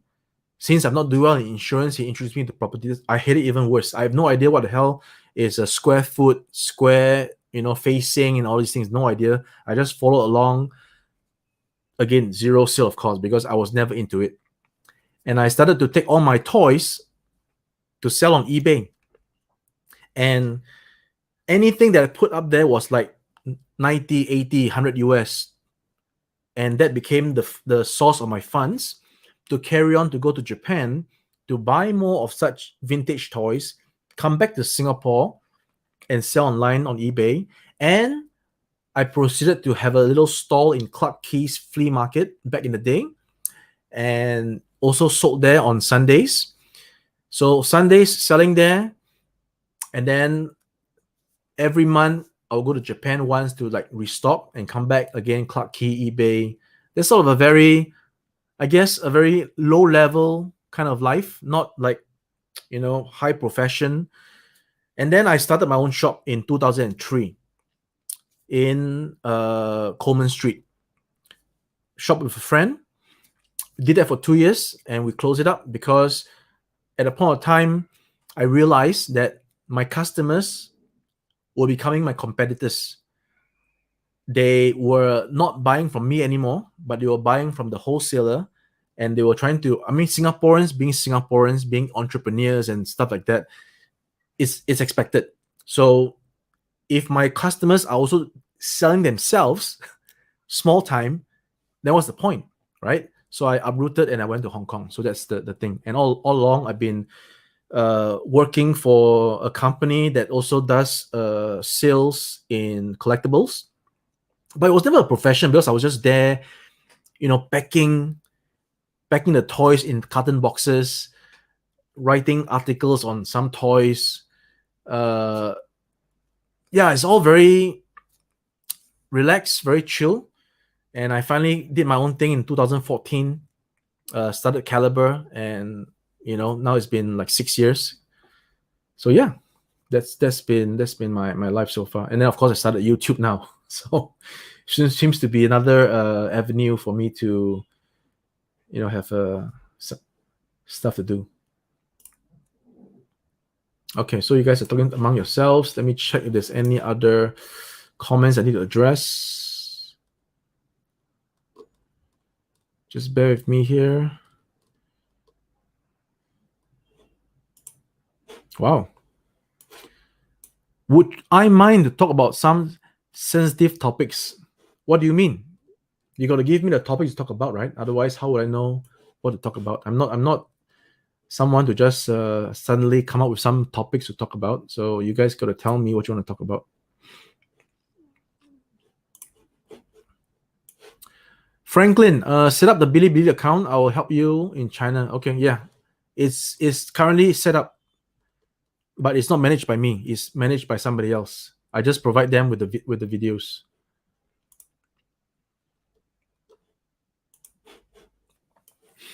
Right. So yeah, bad China news in Australia.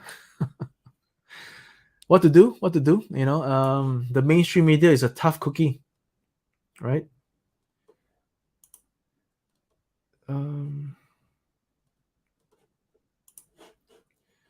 Okay, wait a minute. Link, congratulations. Thank you very much. Thanks for joining the stream. No worries. Better late than never.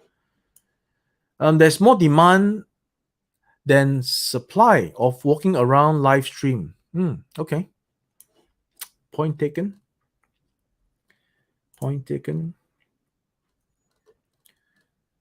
So let's see.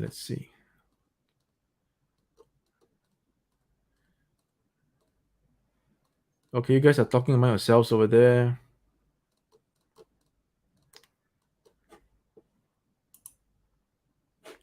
Okay, is this addressed to me or Jeffrey Ang? Jeffrey, why your Chinese language proficiency reminds me of horrendous decline of Chinese standards? Oh, that I'm not too sure. I'm not too sure what's happening in Singapore, man. Is it right? Is the Mandarin declining in? Hold on. I think I lost the chat again. Okay.